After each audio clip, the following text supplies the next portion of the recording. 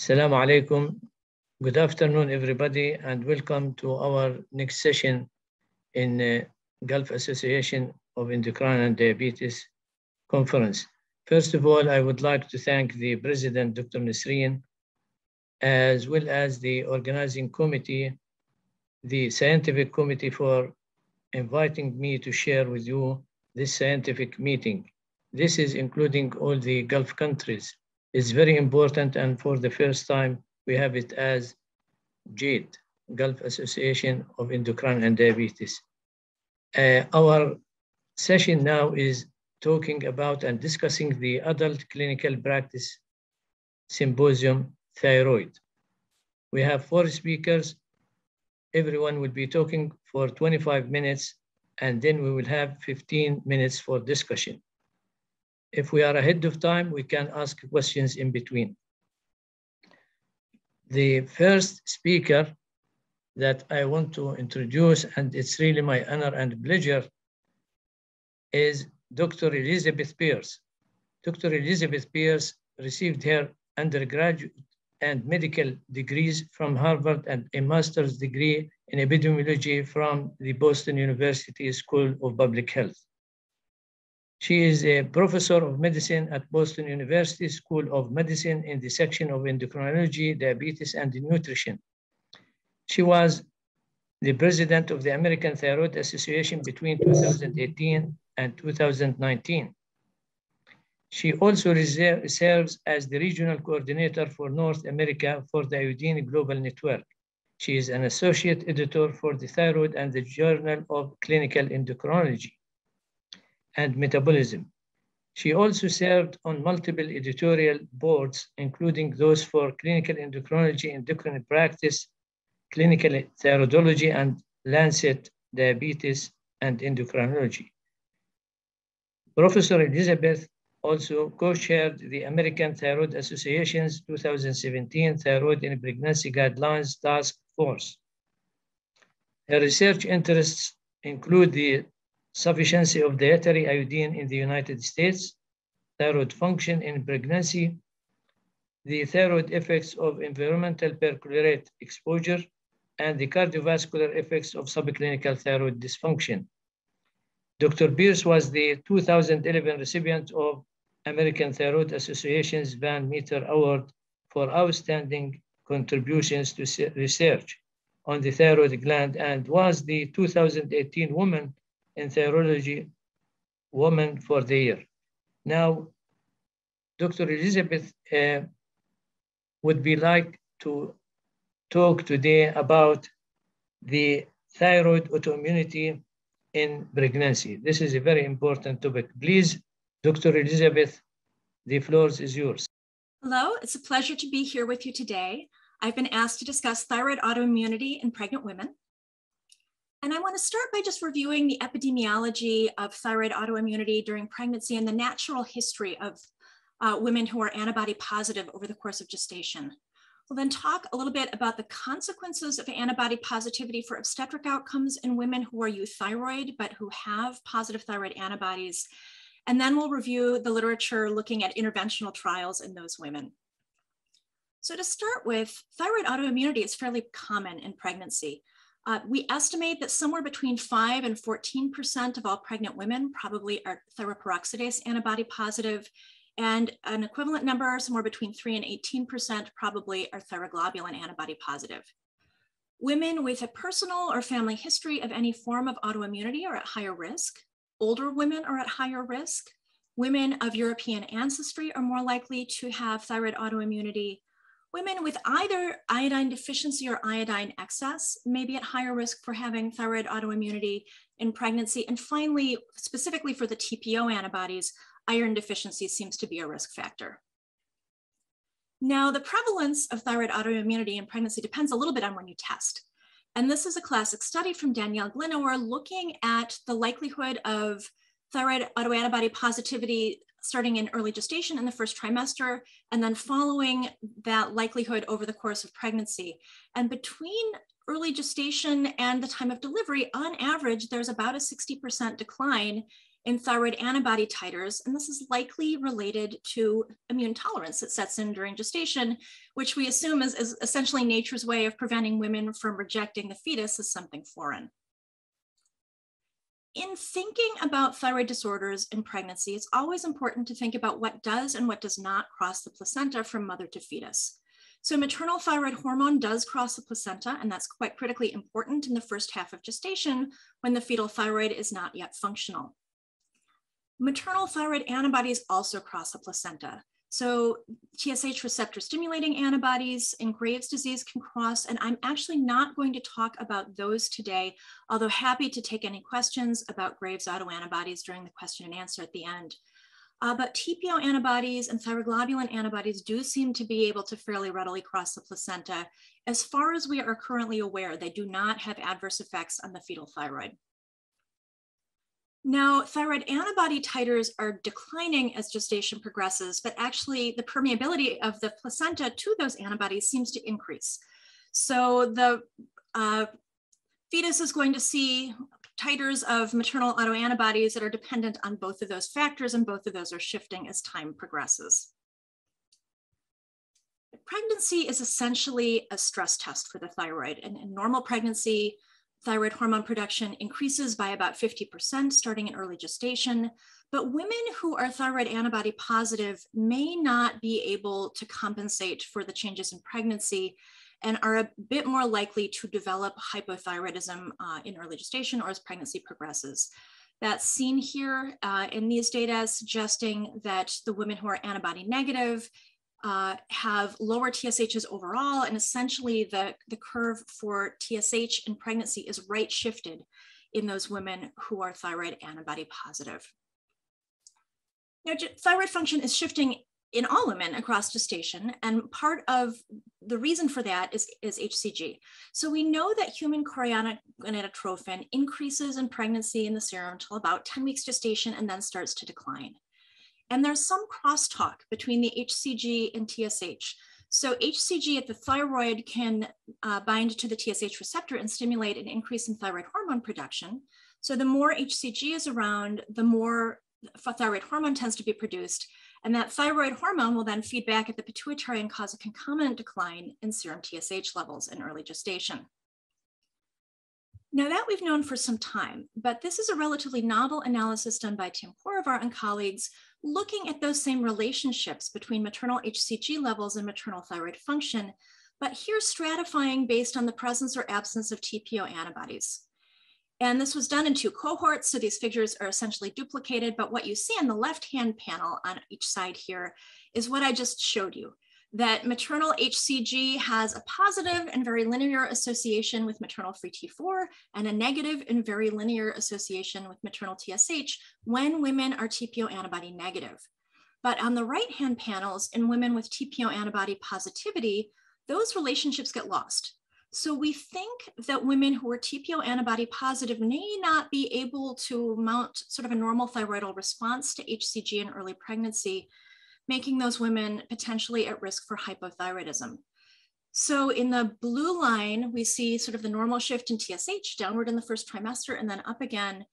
But here in the red line, TSH in the TPO antibody positive women doesn't have that initial decline. In fact, it may increase and it may remain increased throughout gestation. So clinically, what that means is that it's recommended, first, it's not recommended to screen women for TPO antibody positivity. So no guideline recommends that. But if you happen to know that a woman is TPO antibody positive prior to gestation or in early pregnancy, she should have serum TSH measured every 4 weeks or so throughout the first half of pregnancy to just make sure she does not become hypothyroid. And if hypothyroidism does occur in those women, then levothyroxine should be initiated. So we need to follow those women carefully in early pregnancy, and we need to continue to follow them carefully after delivery, because TPO antibody positivity in the first trimester of pregnancy is quite a powerful predictor of the likelihood of going on to develop postpartum thyroiditis. And in fact, about half of women who have a positive TPO in early pregnancy will develop postpartum thyroiditis after delivery.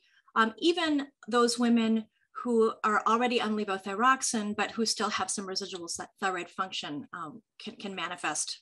And so these are patients who need close follow-up if you know that the antibody is positive. Now, what are the consequences of antibody positivity in euthyroid women? Does this matter if it doesn't shift thyroid function? And we have a variety of cohort studies that have looked at this both during gestation and also preconception. So the preconception literature comes from women with known infertility, typically comes from cohorts who undergo assisted reproductive therapies with IVF or IVF with ICSI. This is a meta-analysis looking at the likelihood of delivering a live birth in women who undergo ART based on whether or not they are TPO antibody positive, and finding that in fact, those women with antibody positivity are less likely to have successful ART outcomes. In gestation, there's even a wider literature. This is an old meta-analysis, but this has essentially been confirmed multiple times since in other cohorts. And we think overall that women who are particularly TPO antibody positive, more than the thyroglobulin ones, have about a twofold increased risk for miscarriage, even when thyroid function is normal. It has been studied a bit less, but we think there's also about a twofold increased risk for recurrent miscarriage, which is at least 3 miscarriages in the same patient. And the other outcome that's been very closely linked to maternal thyroid antibody positivity is preterm delivery. So this most recently has been studied in this very large consortium analysis where we had data from 19 different prospective cohorts, 47,000 pregnant women. We did an individual participant level meta-analysis and first saw no association of maternal thyroglobulin antibodies with risk for preterm delivery, but we did see that maternal TPO antibody positivity was linked with higher risk both for preterm delivery at less than 37 weeks and very preterm delivery at less than 32 weeks.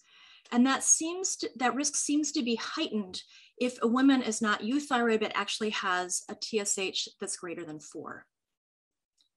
What we don't know is why there is this association between maternal thyroid autoimmunity, particularly TPO antibody positivity, and risk for pregnancy loss. And there are a number of hypotheses that have been advanced. So one possibility is that this association is not real at all. This is just all confounding, perhaps by age, that we know that both miscarriage and the likelihood of thyroid autoimmunity increase as women get older. Although certainly in more modern analyses like the one I just showed you, age has been controlled for, and we do think this probably is an independent effect. So another possibility is that this is mediated by thyroid function, that these are women who, when TSH is measured in early gestation, are euthyroid, but that because the thyroid is compromised in these women and women may not be able to meet the demands of gestation as pregnancy progresses, that perhaps TPO antibodies are a marker for women who may have a normal TSH in early gestation, but are destined without intervention to go on and become hypothyroid as pregnancy progresses. So if that's the case, perhaps the appropriate intervention might be thyroid hormone replacement. On the other hand, it's possible that this is directly mediated by antibodies. So one possibility that's been suggested is that we know that at least a subset of women who are TPO antibody positive also make TSH receptor blocking antibodies. And because of the crosstalk between TSH and HCG, it's possible that those blocking antibodies might bind to and inhibit HCG receptors on the corpus luteum, and that might be a reason for early pregnancy loss. Alternatively, it may be that the thyroid and the thyroid antibodies are kind of an innocent bystander here, and that this has nothing to do with the thyroid or the thyroid antibodies per se, but that TPO antibody is just a marker for immunity in general. And that perhaps the pregnancy loss is not mediated really by anything to do with the thyroid at all, but by something about that autoimmune milieu. So altered cytokines or increased inflammation, or perhaps other non-organ specific antibodies. And when we don't understand underlying mechanisms, it's hard to know what the appropriate intervention should look like. There are 3 interventions that have been studied in randomized trials to date, and I want to share those data with you now. So the first approach that's been attempted is use of glucocorticoids This has not to date been studied in TPO antibody positive women during gestation, but it has been studied in the pre-gestation setting, again, specifically in women who are going to undergo assistive reproductive technology. So this is a small trial, took 60 euthyroid women, so TSH less than 2.5, with TPO or thyroglobulin antibody positivity. All these women had infertility, were going to undergo IVF. They were randomized to treatment with prednisolone at 5 milligrams a day, starting at the time of oocyte retrieval and continued till the end of the first trimester if pregnancy resulted. And the comparison group were women who got no treatment. So what they found in this trial was that there was a significantly increased likelihood for clinical pregnancy in the women who got the prednisolone. There was a marginally significant increase in live birth rates and an insignificant decrease in risk for miscarriage. So overall, a rather positive result, but a very tiny trial. There's another even smaller trial in the literature that looked at utilization of glucocorticoid therapy in the preconception setting, here not in women who are going to undergo in vitro fertilization, but in women who got intrauterine insemination. So here they randomized 48 TPO antibody positive women with infertility to prednisone, which was initiated 4 weeks before the IUI procedure, and then started at 10 milligrams a day and then tapered down compared to placebo. And here, again, they saw a significant improvement in pregnancy rates in these women following IUI. They actually saw also, though, a non-significantly increased risk for miscarriage. So results here a little bit more mixed. And overall, what we don't really know very well is what the safety profile is if you're using glucocorticoids in a large number of women throughout the entire duration of gestation. So we have possibly a little bit of signal for benefit. We certainly, I think, don't have good evidence for safety. And right now, guidelines actually recommend specifically against treatment with glucocorticoids in euthyroid TPO antibody positive women who are undergoing ART, although I think this is a space that probably deserves additional study. So the next therapeutic intervention that's been tried is selenium. And we know that women who are selenium deficient are at higher risk for TPO antibody positivity. So this has now been looked at in 3 small randomized trials during gestation.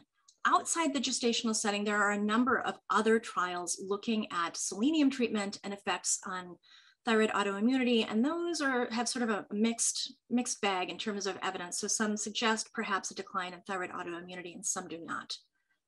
In pregnancy, the first of the trials that was done to do this was done by Roberto Negro's group in Italy. They randomized women who were TPO antibody positive and euthyroid to 200 micrograms a day of selenomethionine supplementation starting at 12 weeks of gestation and continued for a year postpartum. They had a group who received placebo. They also had a control group who were TPO antibody negative and just age matched, who were not treated. And so what you see in the blue bars compared to the yellow bars here is that the women who got the selenium supplementation had a lower risk for postpartum thyroid dysfunction in the first 12 months after delivery, and a lower risk specifically for postpartum hypothyroidism, although risks remained higher than that of those women who were TPO antibody negative. In that study, what they saw is what we would expect to see, that titers of TPO antibodies declined during gestation, as we see in general. That happened in both the selenium supplemented and then the non-supplemented group. But in the postpartum setting, those curves diverge, and the women who were treated with selenium had lower TPO antibody titers after delivery. Now, a subsequent trial done in the UK, a little bit larger, here an N of about 115 women in each group, supplemented women with a lower dose of selenium, so 60 micrograms a day. Here started at week 12 of gestation, continued till delivery. They did not look at postpartum outcomes, but they looked specifically at the likelihood of TPO antibody positivity and changes in thyroid function. And what they saw in the selenium treated patient compared to the placebo patient was no difference, or at least no statistically significant difference in TPO antibody positivity and no difference in thyroid function. So this was a negative trial. It did use a lower dose of selenium than the other one I just showed you.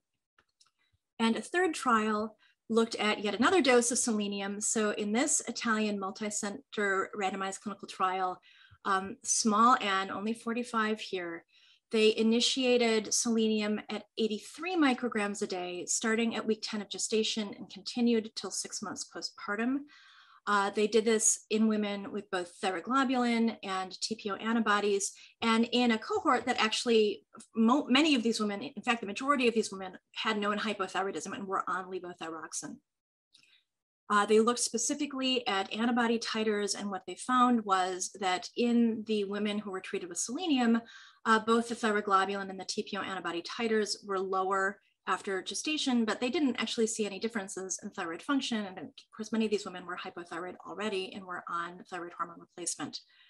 So we have 3 trials all done in Europe, all kind of mixed bag in terms of results. And it's a little bit hard to know if these can be generalized outside the European setting, because for trials like this, background dietary intake probably matters quite a lot. And Europe tends to be a region overall that is relatively deficient in selenium in the diet. But for example, in the US where I practice, we do not have widespread selenium deficiency. And so it may be appropriate potentially in some settings, but not in others. So we do not have strong evidence. We have mixed results of very small trials, and current guidelines actually specifically recommend against selenium supplementation for the treatment of TPO antibody positive women during pregnancy. Again, we don't really have strong evidence for benefit, and we don't really know what the safety profile is of use throughout gestation. This may be very safe, but there are something like 26 different selenoproteins in the body, and there may be some off-target effects. So the intervention that has been studied most now, where we have the largest number of trials in the literature to date, is levothyroxine.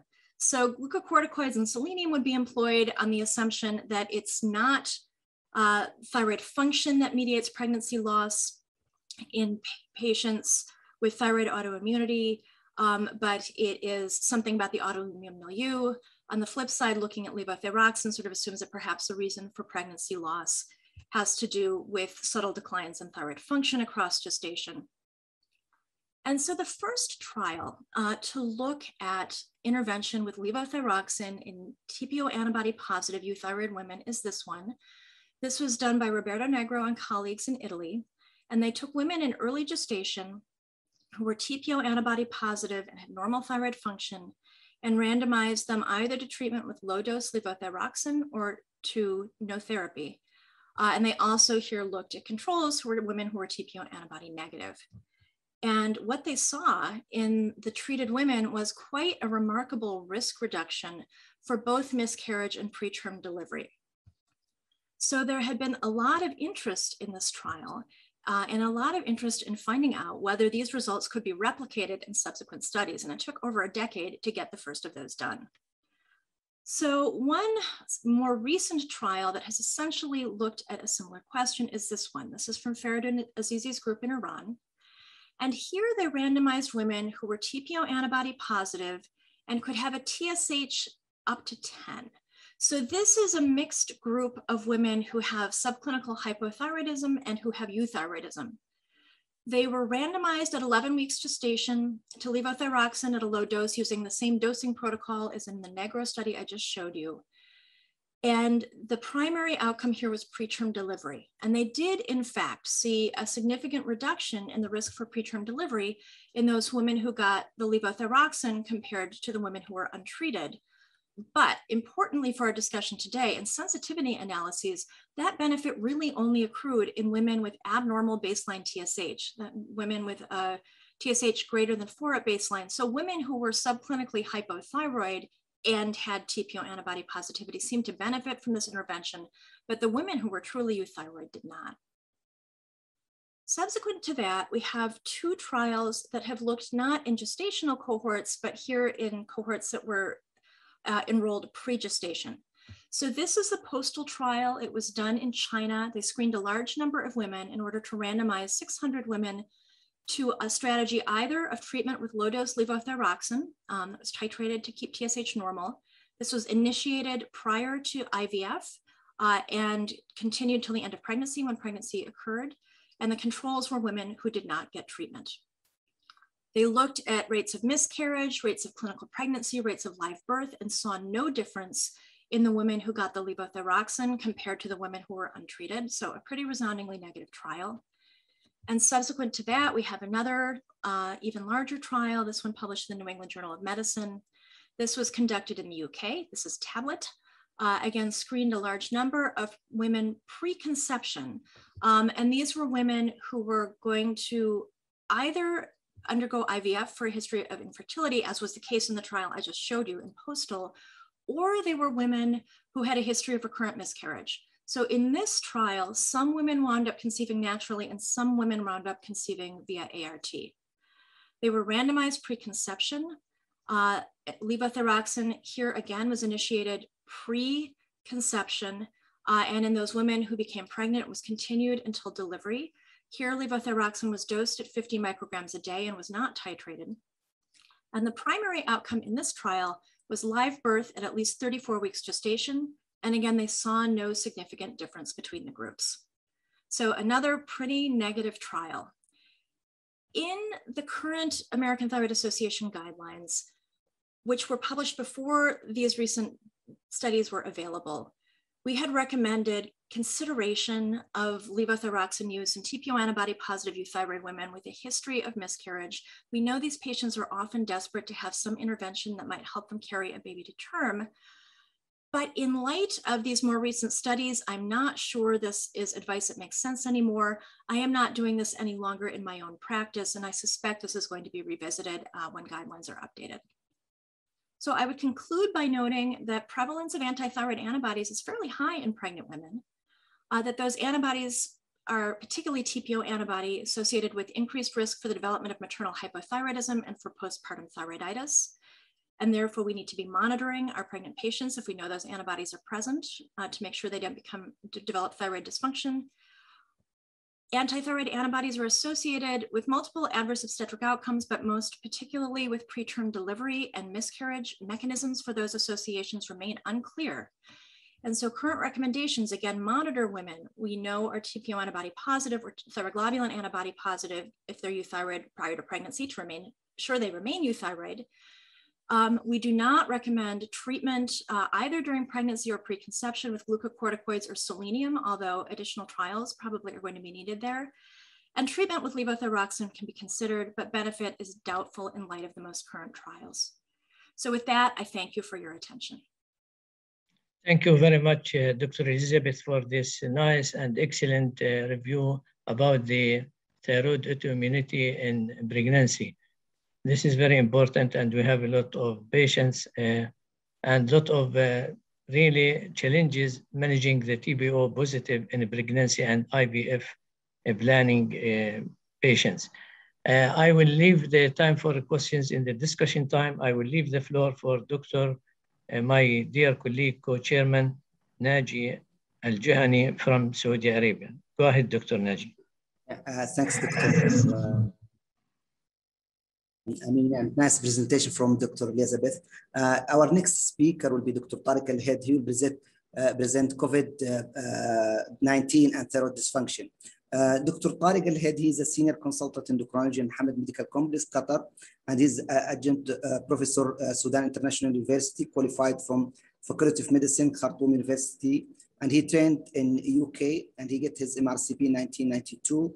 And he also get endocrinology and general medicine 1999 FRCP from London, and in London 2003 and Edinburgh 2004.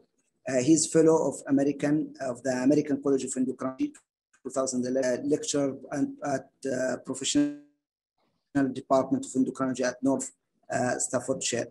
Dr. Tariq, he's associate editor of Sudan Medical Journal and associate editor of Journal of Diabetes and Endocrine Practice.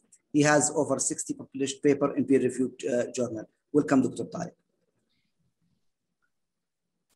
Thank you very much, Naji, and thank you very much the scientific committee for inviting me to give this talk about COVID-19 and thyroid.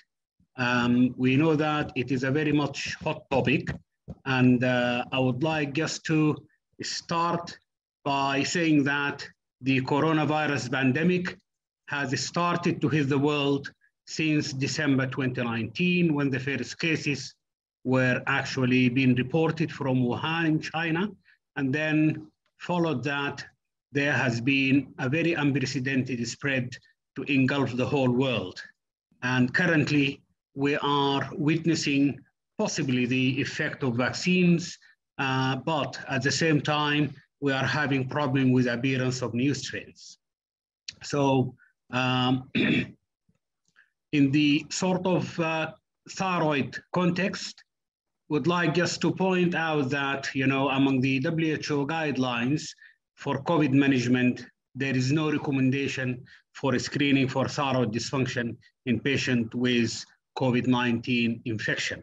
And that was up to actually end of last year. Hopefully things might change because there is a lot of actually data emerging in the last actually 1.5 years.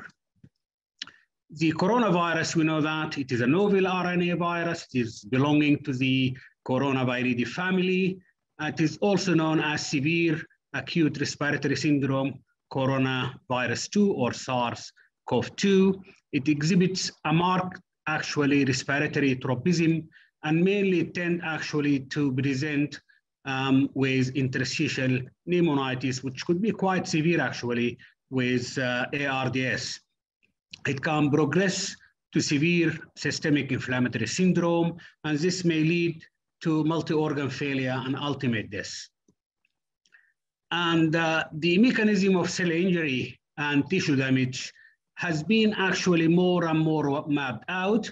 And we do know that actually the virus tend to anchor itself to the angiotensin converting enzyme receptors, as well as other receptors to a varying degree that include the transmembrane protease serine 2, as well as caspicine, in order to gain access and infect cells. Following such actually infection, entry will trigger a cascade of virus replication, and this will result of release of virus and subsequent cell damage. And the whole process is called pyroptosis, which is a form of a rather abrupt a variety of a programmed cell death. And this will result in release of a whole host of intracellular molecules, including ATPs, nucleic acids, as well as damage-associated nuclear patterns. And this process tends actually to invite, and trigger the release of pro-inflammatory cytokines that include the family of interleukins, tumor necrosis factor alpha, as well as interferon gamma. And what is known as the pattern recognition receptors on alveolar and epithelial, as well as in the macrophages, tend actually to detect the release of these molecules.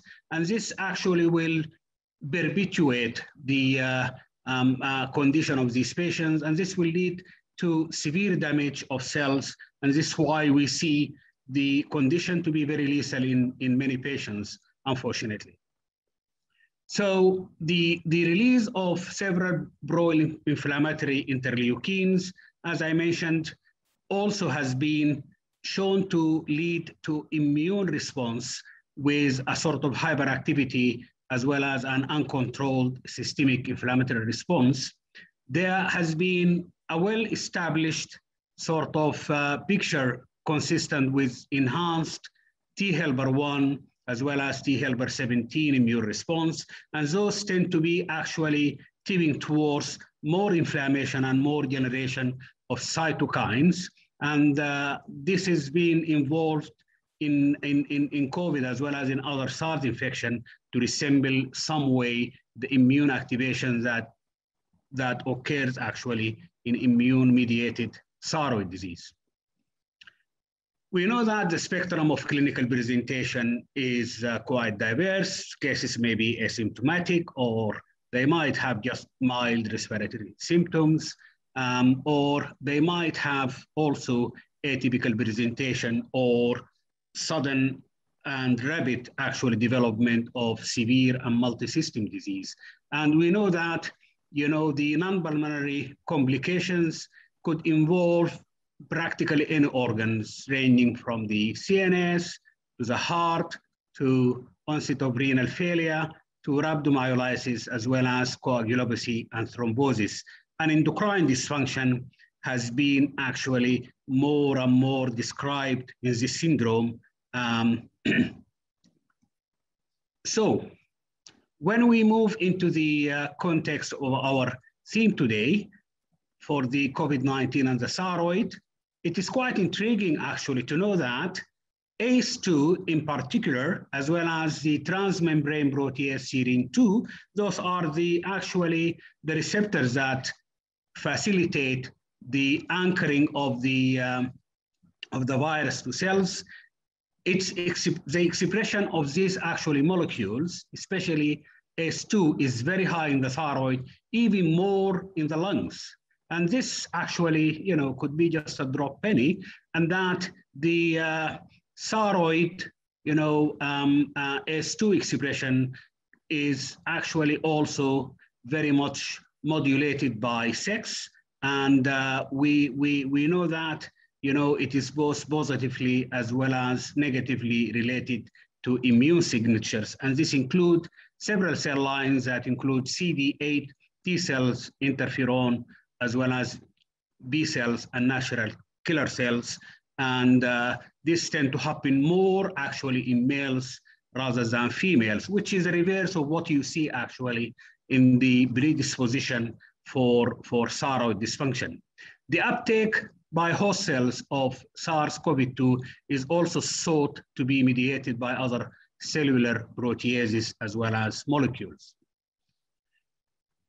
There is one main group of cellular membrane protein that involved in the such link, and this was found to be the integrin, and ACE2 tend to bind itself to integrin, and this will trigger actually a downstream single transduction. And it has also been shown that T4 does regulate expression of genes for the monomeric protein that make up integrins, and thyroid hormone as well has been shown to promote the internalization of integrins. Quite interestingly to know as well, when we mentioned the earlier sort of receptors, كما يسموها بالعربي المستقبلات, the olfactory receptors are co-expressed actually, you know, with ACE2 as well as TMB-RSS2, which is, you know, transmembrane protein serine 2. And this is being actually described that the olfactory receptors is widely expressed in the thyroid, likewise the ACE2 and the others. And the impairment of the cellular function at the neuroepithelium of the olfactory bulb, as we know, thus constitute the molecular mechanisms that underlies the anosmia observed in COVID patients, which is quite actually a sort of a typical and quite intriguing actually, you know, finding as well as complaint in these patients. The damage to olfactory receptors due to COVID has been postulated actually to be contributing to the impairment of other organs expressing olfactory receptors, not excluding the thyroid. So there is a sort of a quite actually diverse spectrum of involvement of several receptors actually when we talk about the thyroid disease in the context of COVID. The thyroid also could be indirectly damaged because of the hyperactivity of the T helper 1 as well as the T helper 17, and the cytokine storm has been shown to trigger and perpetuate the thyroid gland inflammation. So at the cellular level, an extensive injury actually to the follicular as well as parafollicular cells by the virus has been reported in some studies. And this actually might shed some light on the captivating explanation of increased risk of osteonecrosis in COVID patients. And this is, of course, related to the parafollicular cells. Not only that, but there has been an evidence to suggest that impairment of the hypothalamic pituitary thyroid axis also does play a role. So it is both actually, at upper levels, hypothalamus as well as the pituitary, as well as the thyroid. And SAR genomic sequence has been detected in the hypothalamus. Not only that, some actually, cutting edge studies have shown that immunohistochemistry of the adenohypophysis reveal that both the number and immune reactivity of thyrotrope cells in the pituitary were reduced, denoting that they have been targeted and damaged. So the SARS infection for the thyroid does not only actually affect the thyroid directly, but it can involve actually the higher function, including the pituitary and the hypothalamus. And this might be a sort of a direct virus infection, or via immune cells, or via immune inflammatory responses to the virus through what is known as molecular mimicry, as we know, as a sort of a conventional sort of plausible explanation for this problem. So what about the clinical presentations or the clinical syndromes? There has been more and more actually reports for thyroid dysfunction in the context of COVID. Studies were mainly, of course, observational, and this has taken actually a description of various and wide spectrum, which might involve non-thyroidal illness, destructive thyroiditis, onset or release of thyroid dysfunction. And I will take you through each one of these. So the thyroid dysfunction might be actually thyrotoxicosis, which actually, being lumped actually into a sort of 4 main categories, either subacute thyroiditis or painless thyroiditis, or a new terminology which has appeared actually of thyroxine thyrotoxicosis. I will come to that, as well as Graves' disease. And of course, hypothyroidism could well be central when the damage to thyrotropes tend to be high or primary. And of course, the non-thyroidal illness syndrome tend to be the hallmark of this particular condition. So the non-thyroidal illness, which is a syndrome of low TSH with low or normal T4 and low T3, is very well recognized, and it can happen actually in up to 30% of COVID patients. And it can occur at all spectrum of the illness. However, it tends actually to be more marked in those actually who are suffering very severe illness, and it can commonly occur with the cytokine storm or the cytokine release syndrome. And it has been suggested that a plethora of cytokines are involved in this problem through various mechanisms, and these include actually interleukins 6, 8, and 10, as well as tumor necrosis factor alpha and interferon gamma. Those with low T3 also have been shown to have a low free T3, free T4 ratio less than 0.3, suggesting actually a reduced 5-monoiodinase activity that converts T4 to 3. Also, there has been some evidence of increased activity of D3 that catalyzes the deactivation of both T4 and T3. And there has been actually a sort of a positive correlation with indices of tissue injury, like the liver enzymes and LDH, as well as the inflammatory markers like ESR and CRP. The most important thing is that low or very low T3 was observed in several clinical studies to be a marker for more adverse outcomes.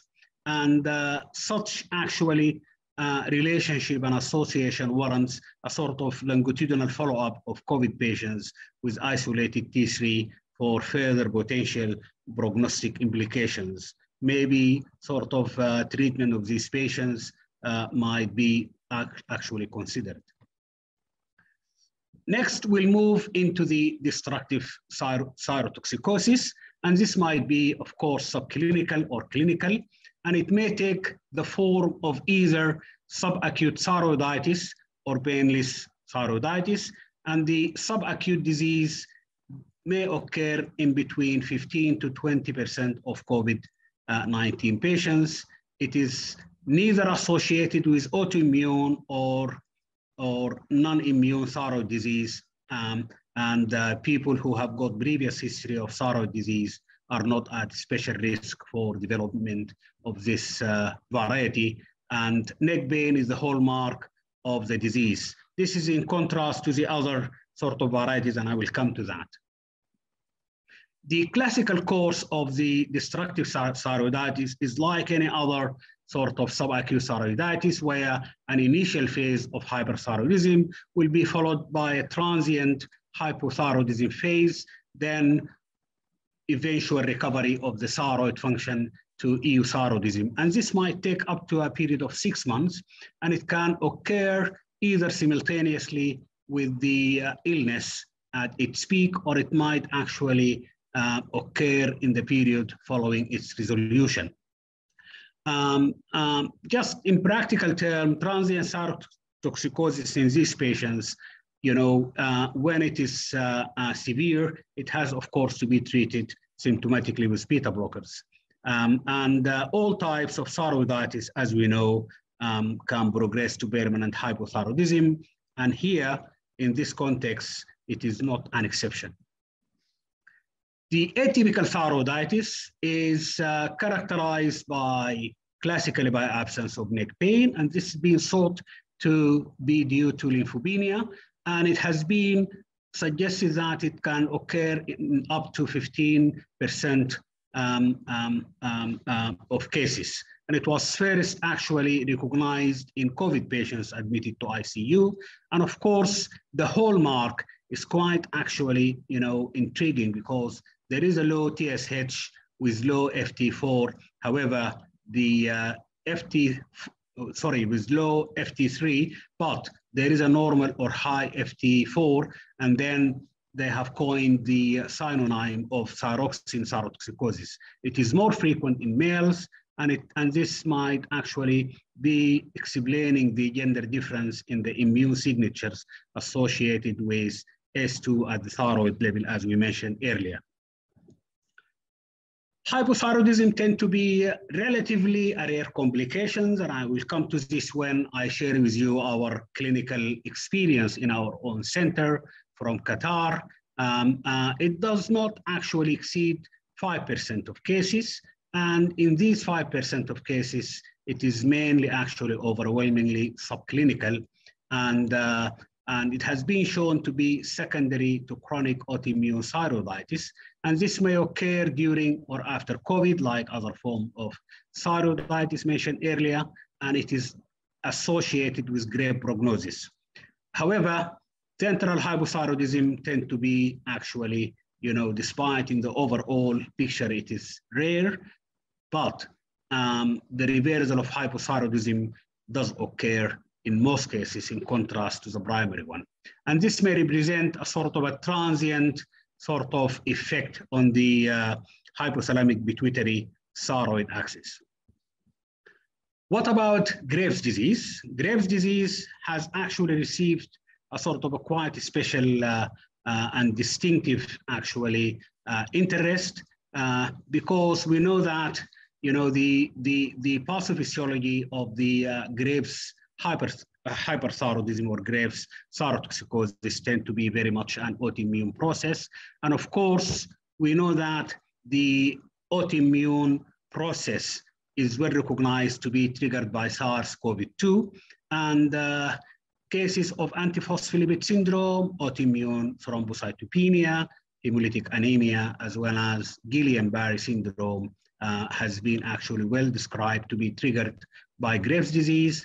And this has been shown to persist long after the resolution of COVID-19. So a sort of a propagation of the immune response might be the case. And there is evidence for COVID to amplify or promote autoimmune disorders in general, and thyroid disease is not an exception. So, what is the situation for Graves' disease and COVID up to fall 2022, the story so far? Up to June 2021, there has been only 5 cases of Graves' disease reported in the literature, and that has been reviewed actually in the excellent review published, a few months ago by Dr. Morgan and Professor Ali Zahrani from Riyadh, Saudi Arabia, and 5 more cases actually of Graves' disease from our own center. And our work has been actually, destined for publications. All the 10 cases were females except 1, and they were diagnosed roughly around 30 to 60 days after the primary infection with COVID, and all actually were sort of young to middle age, ranging between 21 to 61 years of age. 4 patients out of these 10 had prior history of Graves' disease, which went into remission several years ago, i.e. there has been a sort of a reactivation of the immune process. 1 from our own center and 3 from the other 5 reported cases in the literature. What are the postulated mechanisms? Ali Zahrani and Morgan actually has reviewed, the evidence in terms of basic science as well as in terms of clinical, and they have published this, and actually I recommend that, to read that excellent paper published in Endocrine of June this year. There is a description of a phenotypic expression of thyroid autoimmunity, which has been, very much linked to the balance between T helper 1 and T helper 2. When the situation actually tend to tip the balance for T helper 1, there will be no problem of thyroid autoimmunity, and the reverse will occur. And the sort of a predominant T helper 1 mediated immune response is likely to trigger apoptotic pathways in the thyroid follicular cells, resulting in destructive of thyroid disease. However, on the other hand, the T helper cells immune mediated activity is likely actually to activate antigen and specific B lymphocytes to go ahead and make TSH receptor antibody, and that will result in proliferation of thyroid cells and their hyperactivity of these cells, resulting in thyrotoxicosis. Stress has been shown to shift the balance towards the T helper 2 that favors development of Graves' disease. Further, other cell lines like regulatory CD4 and T cells, which is known as TREGs, they do inhibit actually the effector T cells, and these could differentiate into either T helper 1, T helper 2, or T helper 17, and this is dependent on the cytokine milieu. The more you have of the cytokine milieu, as you have in the setup of COVID, the more you will have propagation of this sort of particular pathway. So activity of these cell lines has been shown in animal models to augment cytokine production and activation of autoimmune diseases. And possibly this is what is happening actually in the context of thyroid disease triggered by SARS-CoV-2 infection. And that, the most important and the more captivating evidence is that SARS-CoV-2 has the evidence to be associated with hyperinflammation that induces actually T helper 17, and T helper 17 is well known to trigger the viral induced Graves' disease. So as I mentioned, the problem of the the receptors that actually trigger the whole problem is very much actually reaching the thyroid, and when they interact with the virus, this will generate problem. The virus itself will trigger, of course, as we have shown, a sort of a pro-inflammatory pathways that involve so many cells, as well as cytokines, and then 1 minute. thyroid disease. Yes, I'm just about to finish actually. Okay, so just in the last 2 slides, I would like to go very quickly over our center experience. We have actually just stumbled to begin with on a couple of cases, and then we started actually to ask colleagues to tell us about any patients with thyroid problem. And this has been collected between October 2020 up to July 2021. It is mainly an outpatient facility, and 8 cases of thyroid dysfunction, 5 cases of Graves' hyperthyroidism, as I alluded to earlier, 1 case of chronic autoimmune thyroiditis with primary hypothyroidism, 1 case of atypical thyroiditis with thyroxine thyrotoxicosis, and 1 case of subacute thyroiditis. So in summary, the evidence for SARS-CoV virus in causing thyroid dysfunction is accumulating. This is clinically meaningful to the extent that it warrants more vigilance. Screening, therefore, may be warranted almost in all patients because thyroid function test is cheap and readily available. More clinical and basic research is expected to come to the fore in the period ahead. And I would like just to pay tribute to those who have contributed actually to our clinical experience with COVID-19 and infection, including Dr. Zainab Dabbous, Dr. Mohammed Bashir, Dr. Wajiha Gul, Dr. Stephen Beer, and I would like also to thank Dr. Ali Al-Zahrani from Riyadh for very helpful discussion. Thank you very much, Mr. Chairman. Okay, thanks, Dr. Tariq, for the nice presentation. Discussion will be at the end of the presentation. Dr. Amin now, he will present for the second speaker. Thank you, Dr. Naji. Thanks, Dr. Tariq, for the great presentation. We'll move to next speaker, Professor David Cooper. Professor David Cooper is currently a professor of medicine and radiology at the Johns Hopkins University School of Medicine. He has served as a contributing editor of the Journal of the American Medical Association, JAMA, and as the deputy editor of the Journal of Clinical Endocrinology and Metabolism. Currently, Professor Cooper is an editor-in-chief for endocrinology for UpToDate. He is one of the editors of the Ionic textbook Warner and Engber, The Thyroid. He is the past chair of the subspecialty board for endocrinology, diabetes, and metabolism of the American Board of Internal Medicine. Professor Cooper is the past president of the American Thyroid Association and the recipient of the American Thyroid Association's Distinguished Service Award and Paul Star Award, the Distinction in Endocrinology Award that is given by the American Association of Clinical Endocrinologists and the Endocrine Society Outstanding Scholarly Physician Award. Please join me to welcome Professor David Cooper to present the subject about long-term antithyroid drug therapy for Graves' disease. Please, Professor Cooper. Hello, my name is David Cooper, and I'm happy to be with you to be talking about long-term antithyroid drug therapy. What I'm going to be speaking about, here's an outline about the fact that people do have remissions after a course of antithyroid drug therapy, as you know, I'm sure.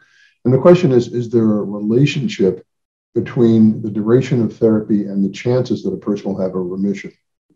And if drugs do play a role in remission in some way, what are the mechanisms? Another question is that if a person doesn't seem to be in remission, let's say their antibodies are still positive, is it better to move on to treat them with, let's say, radioactive iodine, or to keep them on antithyroid drugs indefinitely in terms of their clinical outcomes?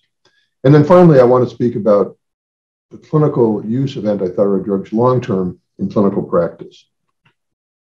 And of course, I'm sure you're familiar with clinical practice guidelines that are put out by the American Thyroid Association and by the European Thyroid Association that go into much of what I'm going to say in much more detail. Now, here's a typical patient with Graves' disease, a young woman. She's 20 years old, typical signs and symptoms. She has mild eye findings and a goiter, And you can see her original thyroid function test: elevated free T4, elevated T3, low TSH, and positive anti-TSH receptor antibodies. And you discuss various options for therapy with her, including antithyroid drug therapy, radioiodine, and surgery. And she decides that she'd be more comfortable with a course of antithyroid drugs. She wants to avoid radioiodine and surgery. And she's also hoping that she'll have a remission and won't have to be on any medications at all. Now, before we start talking about this, I can't move forward without talking about Dr. Edwin Asswood. As many of you know, he's the father of antithyroid drugs, of the drugs we use today. And I just want to mention that in 1945, he delivered a lecture called the Harvey Lecture when he was at Harvard. And one of the excerpts that I found in this amazing prescient paper is this. Some of the patients taking daily thiouresil, this was the drug they were using at the time, for many months became tired of their pills and decided they didn't need medicine any longer. Surprisingly enough, they remained well, one of them for 2 years now. This accident suggested that the drug might well be withdrawn from other patients and was arbitrarily decided that 6 to 9 months might be a sufficiently long period of treatment. So this is, as far as I can tell, the first hint that taking an antithyroid drug for a period of time might ultimately lead to a remission, where the person could be well without any medicine at all. And in fact, later on in 1953, a series of patients from Dr. Asswood's unit was published, showing that about 50% of patients remained well after stopping the medication. And again, this paper, that earlier paper and this one used the term remission and relapse and recurrence the way we use today. These were the first examples of using these terms in this paper. And then another paper from the same unit in 1966, almost 200 patients followed for 6 years after antithyroid drug therapy, and about half experienced remissions, which continued from 6 to 20 years. And recurrences, if they were going to occur, usually occurred within the first year after treatment, and very rarely did it occur more than 6 years after treatment had been stopped. So the question is, the patient is started on methimazole, 15 milligrams a day, and how long should she be treated? And does the treatment duration affect her chance of remission? And once we start, when are we going to measure anti-TSH receptor antibodies again, if we are? Let's talk about treatment duration. Back in the 1990s, there were 4 randomized controlled trials that showed that the duration of treatment didn't seem to have much of an effect on remission rate. So here are the 4 treatments, and the squares are the months that patients were randomized to in each of the studies. And you can see that in the first study by Alanek, that 6 months didn't seem to be as good as 18 months. But in the other studies, whether the person took the drug for 12 or 24 or 18 or 42 months, it didn't seem to matter very much. And these data were the data that were used by the American Thyroid Association to recommend that after methimazole is started, the drug should be given for 12 to 18 months and then stopped if the TSH and anti-TSH receptor antibodies are normal at that time. Now, I want to call your attention to this really important paper from Azizi in Iran that was published in 2019, because this paper has turned the whole field upside down in a way. But I think it's a very important paper. So I've shown this paper here at the end, and I'll show you the data. But basically, patients who took the drug for 18 months had about a 50% relapse rate, whereas in those patients given the drug, methimazole that is, for 5 to 10 years, there was a very low 15% remission rate.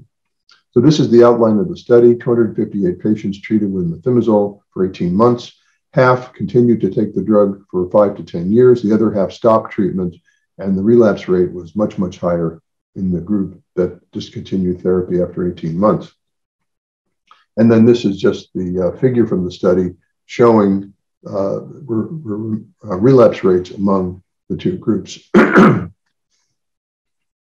Now, these are data from a paper by Lauberg et al. Published in 2008 showing anti-TSH receptor antibody levels after 3 modalities of treatment: surgery, radioiodine therapy, and antithyroid drug therapy. You can see that after surgery and antithyroid medication, levels of anti-TSH receptor antibodies tend to fall and become normal after a year or so. And as you well know, radioiodine therapy leads to increases in levels of these antibodies. And this is actually thought to be one of the reasons that thyroid eye disease may worsen after radioiodine treatment. The question is, if the antibodies do go down with medication, why is this? What are the potential mechanisms for this? So there's one possibility, and that is that just amelioration or improvement in the hyperthyroid state with normalization of T4 and T3, that may lead to correction of a dysregulated immune system that has been perpetuated by being hyperthyroid. Another possibility is that the drugs themselves somehow have a direct effect on the immune system within the thyroid, on T cell function, let's say. So here is the first explanation. Being hyperthyroid somehow perpetuates an autoimmune aberration, where you have hyperthyroidism, autoimmune aberration, just a self-fulfilling prophecy, if you will. And methimazole breaks this and leads to remission. The other possibility is an indirect effect, is that there may be direct effects of the drug on the immune system. This is a study published in 2001. The top is a thyroid biopsy in a patient with Graves' disease, looking at HLA-DR expression. HLA-DR is the antigen-presenting molecule on the surface of thyrocytes. And you can see that a biopsy of the same patient after methimazole therapy showed decreased expression of HLA-DR immunostaining, suggested a direct effect on the immune system by methimazole. Now, as I showed you, antibody levels do go down after antithyroid drug therapy is initiated. And in this paper from Lauberg, the same paper I showed you earlier, you can see that the levels do go down. But in some patients, the levels actually become normal. And if they do, there's a 30% chance of recurrence after the drug is stopped. But if they go down but never quite reach normal, then there's a very high rate of relapse. So although the antibodies go down in almost everybody, it really depends on how much they go down. If they become normal, then the relapse rate is low. If they go down but the drug is stopped and they're not normal at the time the drug is stopped, there's a high rate of relapse. So this is why the ATA says that measurement of these antibodies prior to stopping the therapy is suggested. In fact, I think most people do this now. And this aids in predicting which patients can be weaned from the medicine with normal levels indicating greater chances of remission. Now, that graph is really a simplification of the reality and the complexity of all of this.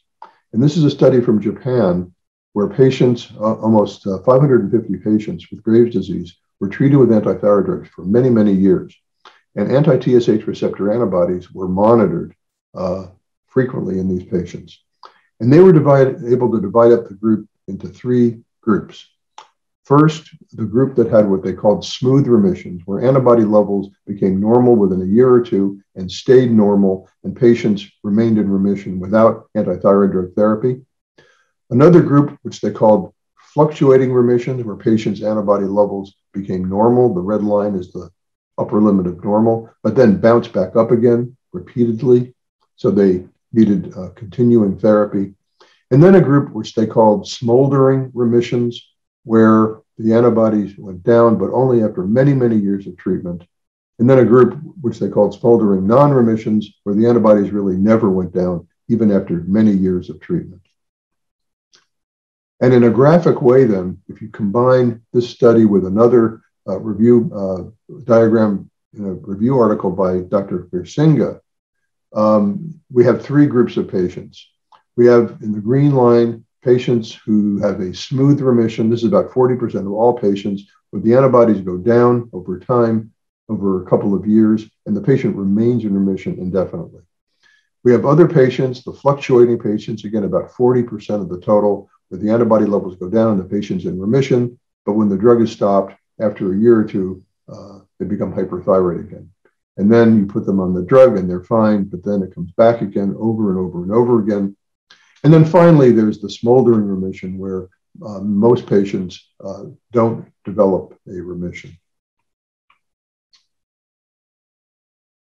Now, another question is whether antithyroid drug therapy leads to better clinical outcomes than radioiodine therapy for patients who are not in remission. So here is a typical algorithm. Graves' disease is diagnosed, patients are put on methimazole, the antibodies are measured, and if they're normal, you can stop the medicine. And if they're not normal, you would still continue the medicine or move on to radioiodine or surgery. And if the patient relapses again, you would restart methimazole or move on to radioiodine or surgery. And the question is, which one of these options is best for the patient? And so I want to just review one study. There are several, but just one looking at this question: how do clinical outcomes compare? Actually, there are two studies I'll show you. First, this was a retrospective study of 238 patients who relapsed after methimazole treatment for 1 to 2 years. Half got radioiodine, the other half were restarted on methimazole, which they then took for 6 to 7 years. And what this study showed is, first, in terms of thyroid function, more patients taking methimazole had normal serum TSH levels. That is to say that if you look at this graph, more patients with, who had received radioiodine had mild hypothyroidism. That is, they were not on an adequate dose of their levothyroxine therapy. Weight gain was greater in patients who received radioiodine compared to those who stayed on methimazole. And then finally, thyroid eye disease in a small proportion of patients was worse in patients who had been treated with radioiodine versus those who went back on methimazole. And in this study of almost 1,200 patients who had been treated with radioiodine surgery or antithyroid drugs previously, they were mailed questionnaires which asked them about specific thyroid-related questions, as well as the 36 short-form health status survey. And the red line here, these are the different domains in the survey. The red line is the general Swedish population. And what they found was, regardless of the treatment, patients who had Graves' disease had worse thyroid-related quality of life 6 to 10 years after diagnosis compared to the general population. But patients who had been treated with radioiodine, this is shown in this black line, had worse outcomes compared to those patients who had been treated with antithyroid drugs or thyroidectomy. So going back to our patient now, she's begun on methimazole, normalization of thyroid function. After 12 months her therapy, her free T4 is normal, TSH is normal, but her antibodies are still positive. So what should be done next? And again, I showed you this diagram here. The antibodies are still present in this patient. And so we need to decide whether we should put her back on methimazole or continue the methimazole or move on to definitive treatment. And what I'm going to propose here is this is a patient who would be a good candidate for long-term methimazole therapy. So let's move on and just talk about that briefly. So in the guidelines, if a patient with Graves' disease becomes hyperthyroid after stopping methimazole or has positive antibodies, consideration should be given to treatment with radioiodine surgery, but low-dose methimazole treatment for longer than 12 to 18 months may be considered in patients not in remission who prefer this approach. And of course, many patients do prefer this alternative. Now, this is not a new idea. This is a lecture called the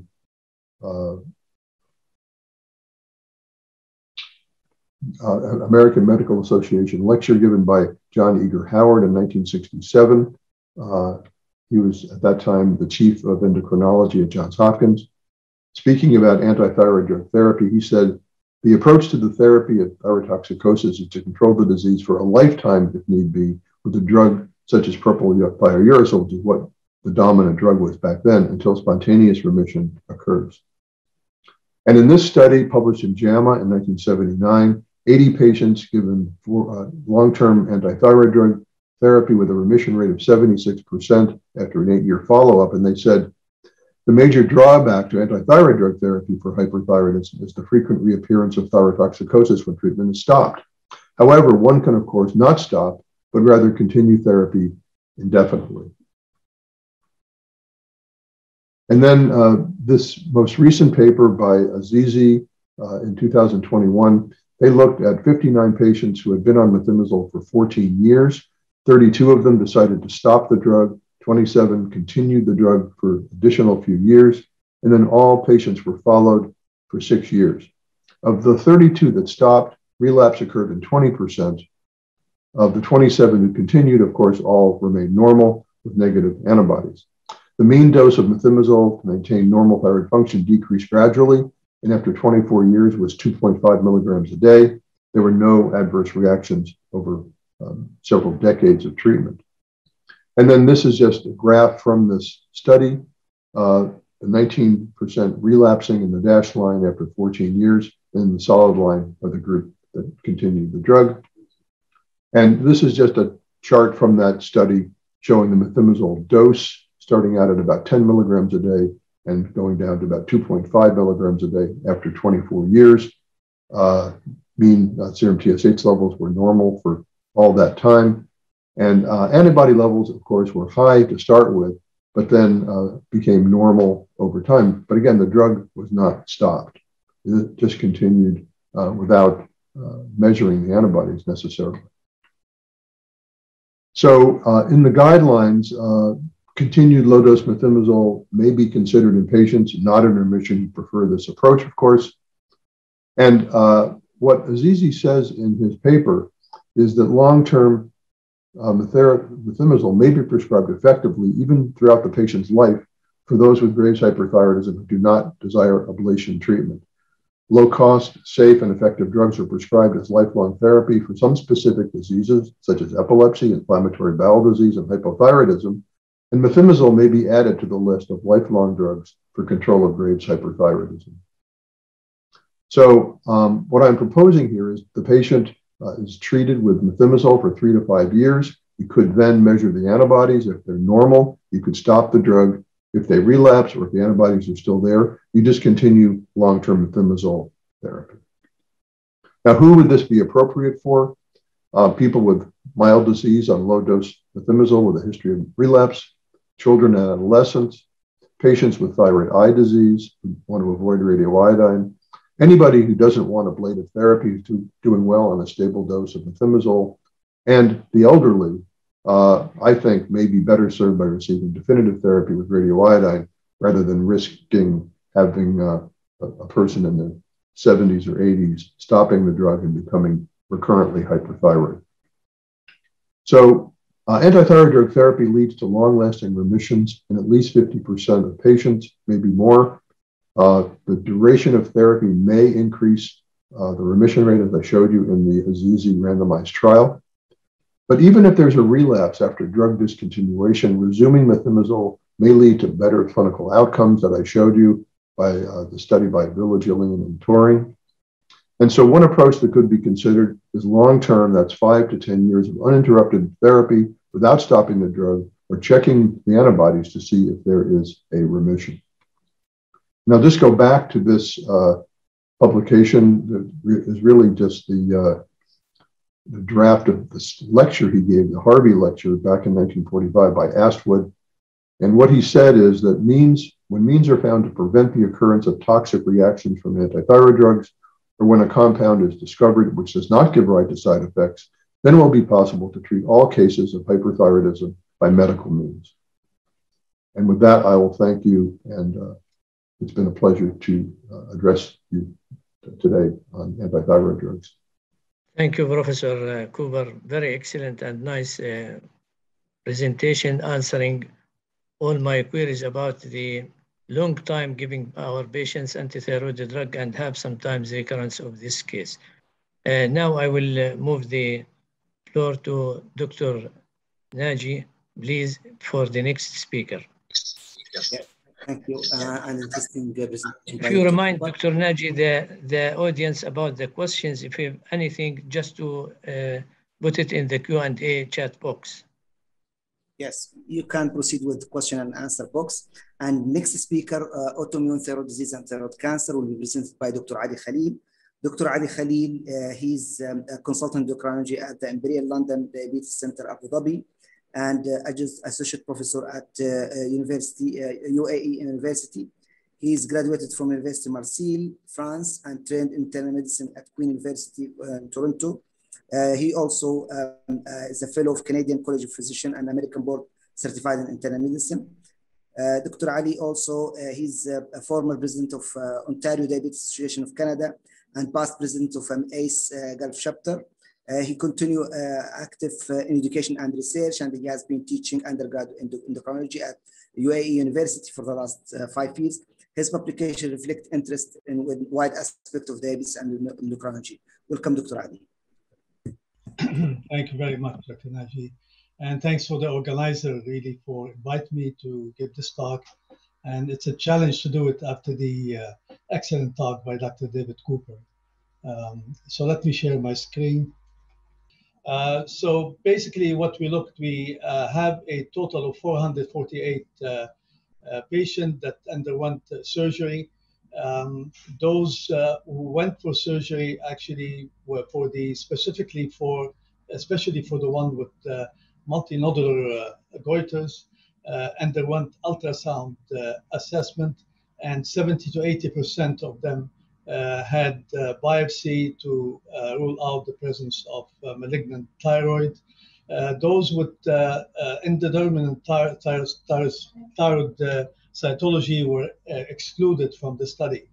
And interestingly, when we look at the group with the non-toxic multinodular goiter versus the one with hyperthyroidism, which included Graves and toxic multinodular goiter, the prevalence rate between the two groups was very similar, but somehow higher than what he'd be described in the literature between 10 and 12%. We were close to 20%.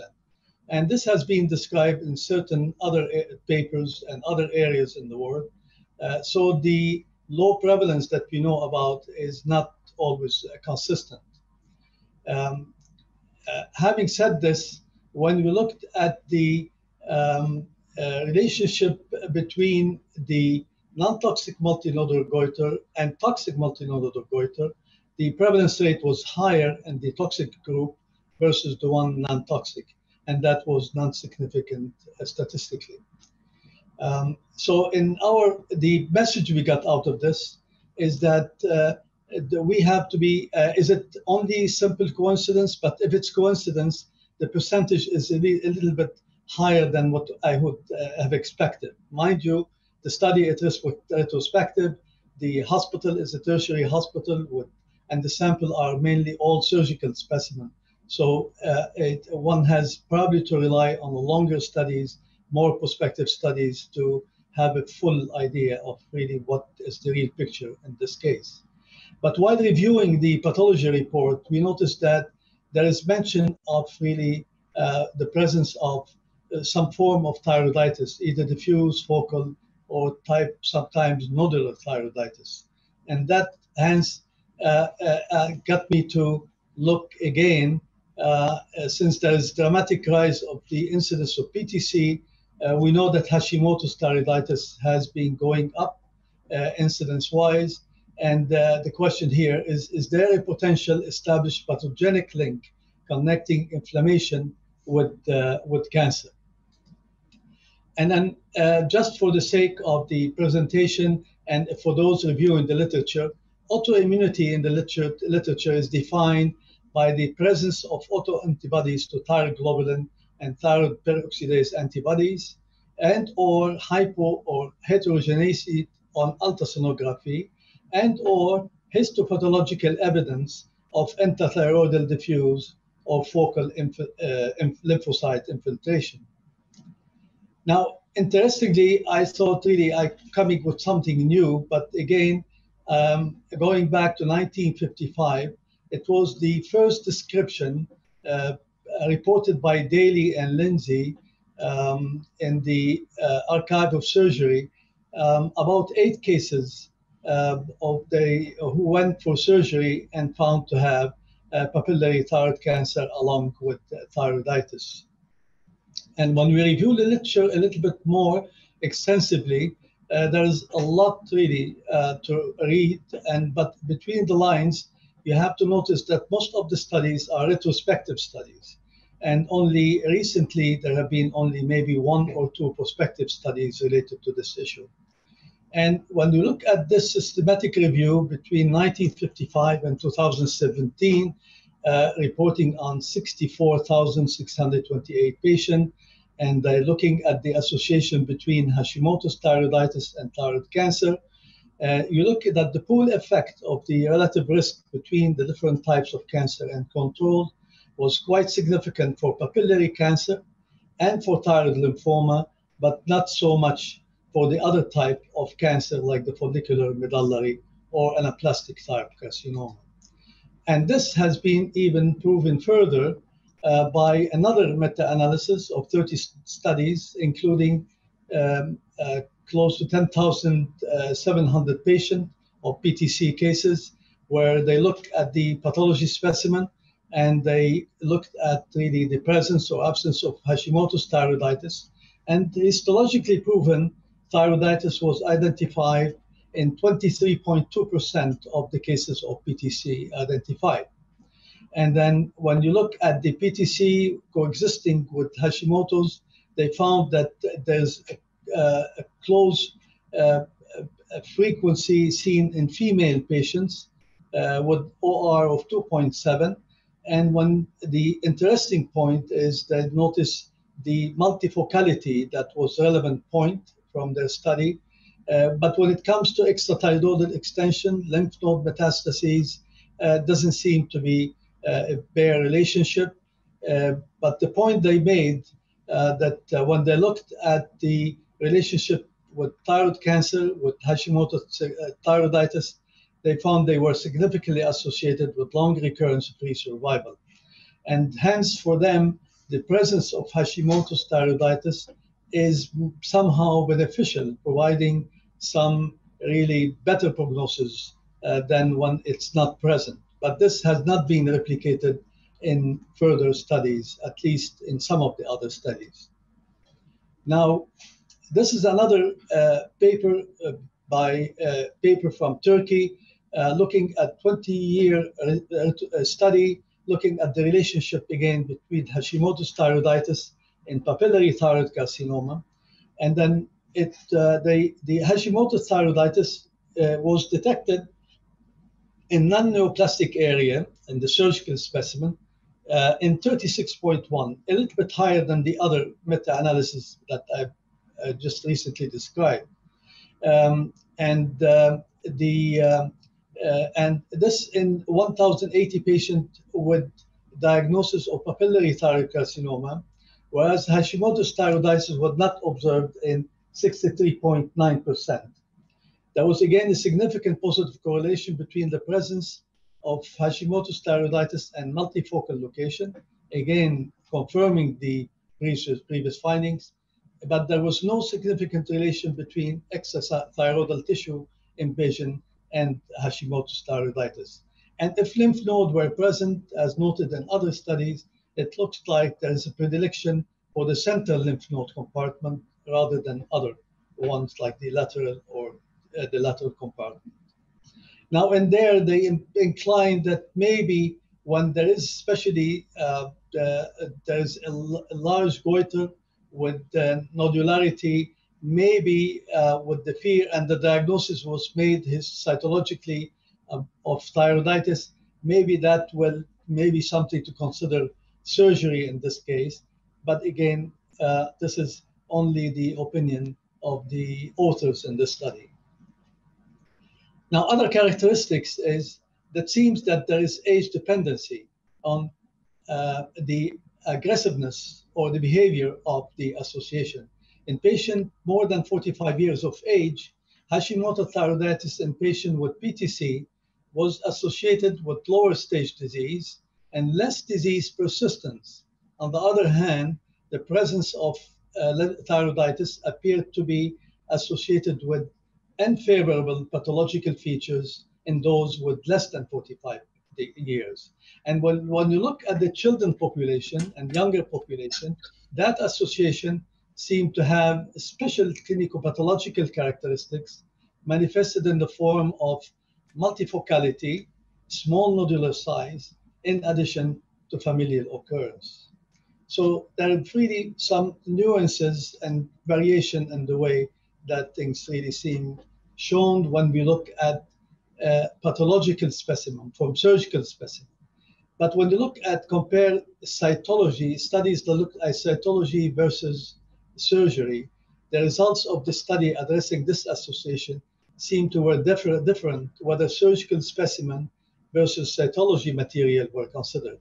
So in this graph, as you can see, the small triangle being the one who are subjected to cytology versus the one based on surgical specimen in squares. The one with, who had looked at cytology as such, they did not exceed 2.5 to 3% prevalence rate, compared to the other group where they reach 35 to 37%. And but again, this was attributed maybe to the sampling error, that surgery is more complete to view bigger pictures. Hello, and that the presence of indeterminate cytology sometimes, which consists roughly to be around 30%, might be also a contributing factor. But this really was, again, clarified based on this prospective cohort study. It's a combined study including 9,851 patients from, it's a multi-center study from US, Boston, Mass General, from Rio de Janeiro and China, where they looked at 21,370 nodules with a total of 14,063 of the nodule evaluated with FNA. And when you look at the population with Hashimoto's, it's expected, as in the study, that the group of indeterminate cytology was higher than the other group, and then the rate of malignancy in the group with thyroiditis was higher than in those with non-thyroiditis. And when you look at the relative risk of having one or more malignant nodules, it doesn't seem to be different whether you have one or more nodules. The relative risk is higher in those who have Hashimoto's thyroiditis. Now, just a small note to make here, that the type of thyroiditis seem to have influence of the prevalence rate of papillary thyroid carcinoma.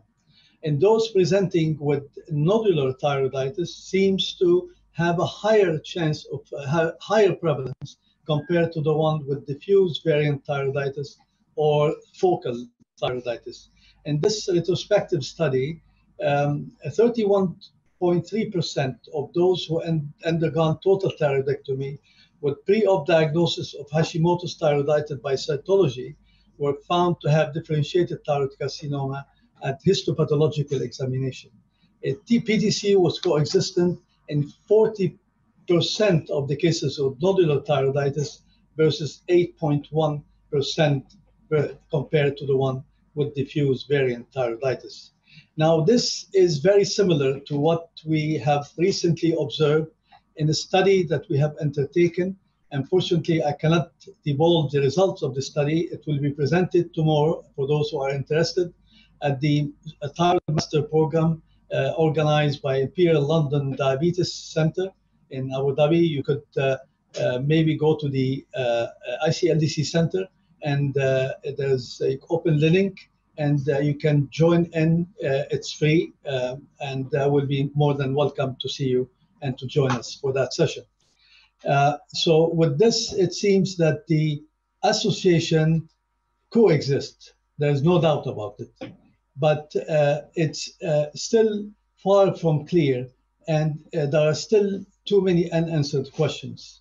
The question here is autoimmunity is leading to cancer, or the immune reaction is secondary to the presence of the cancer.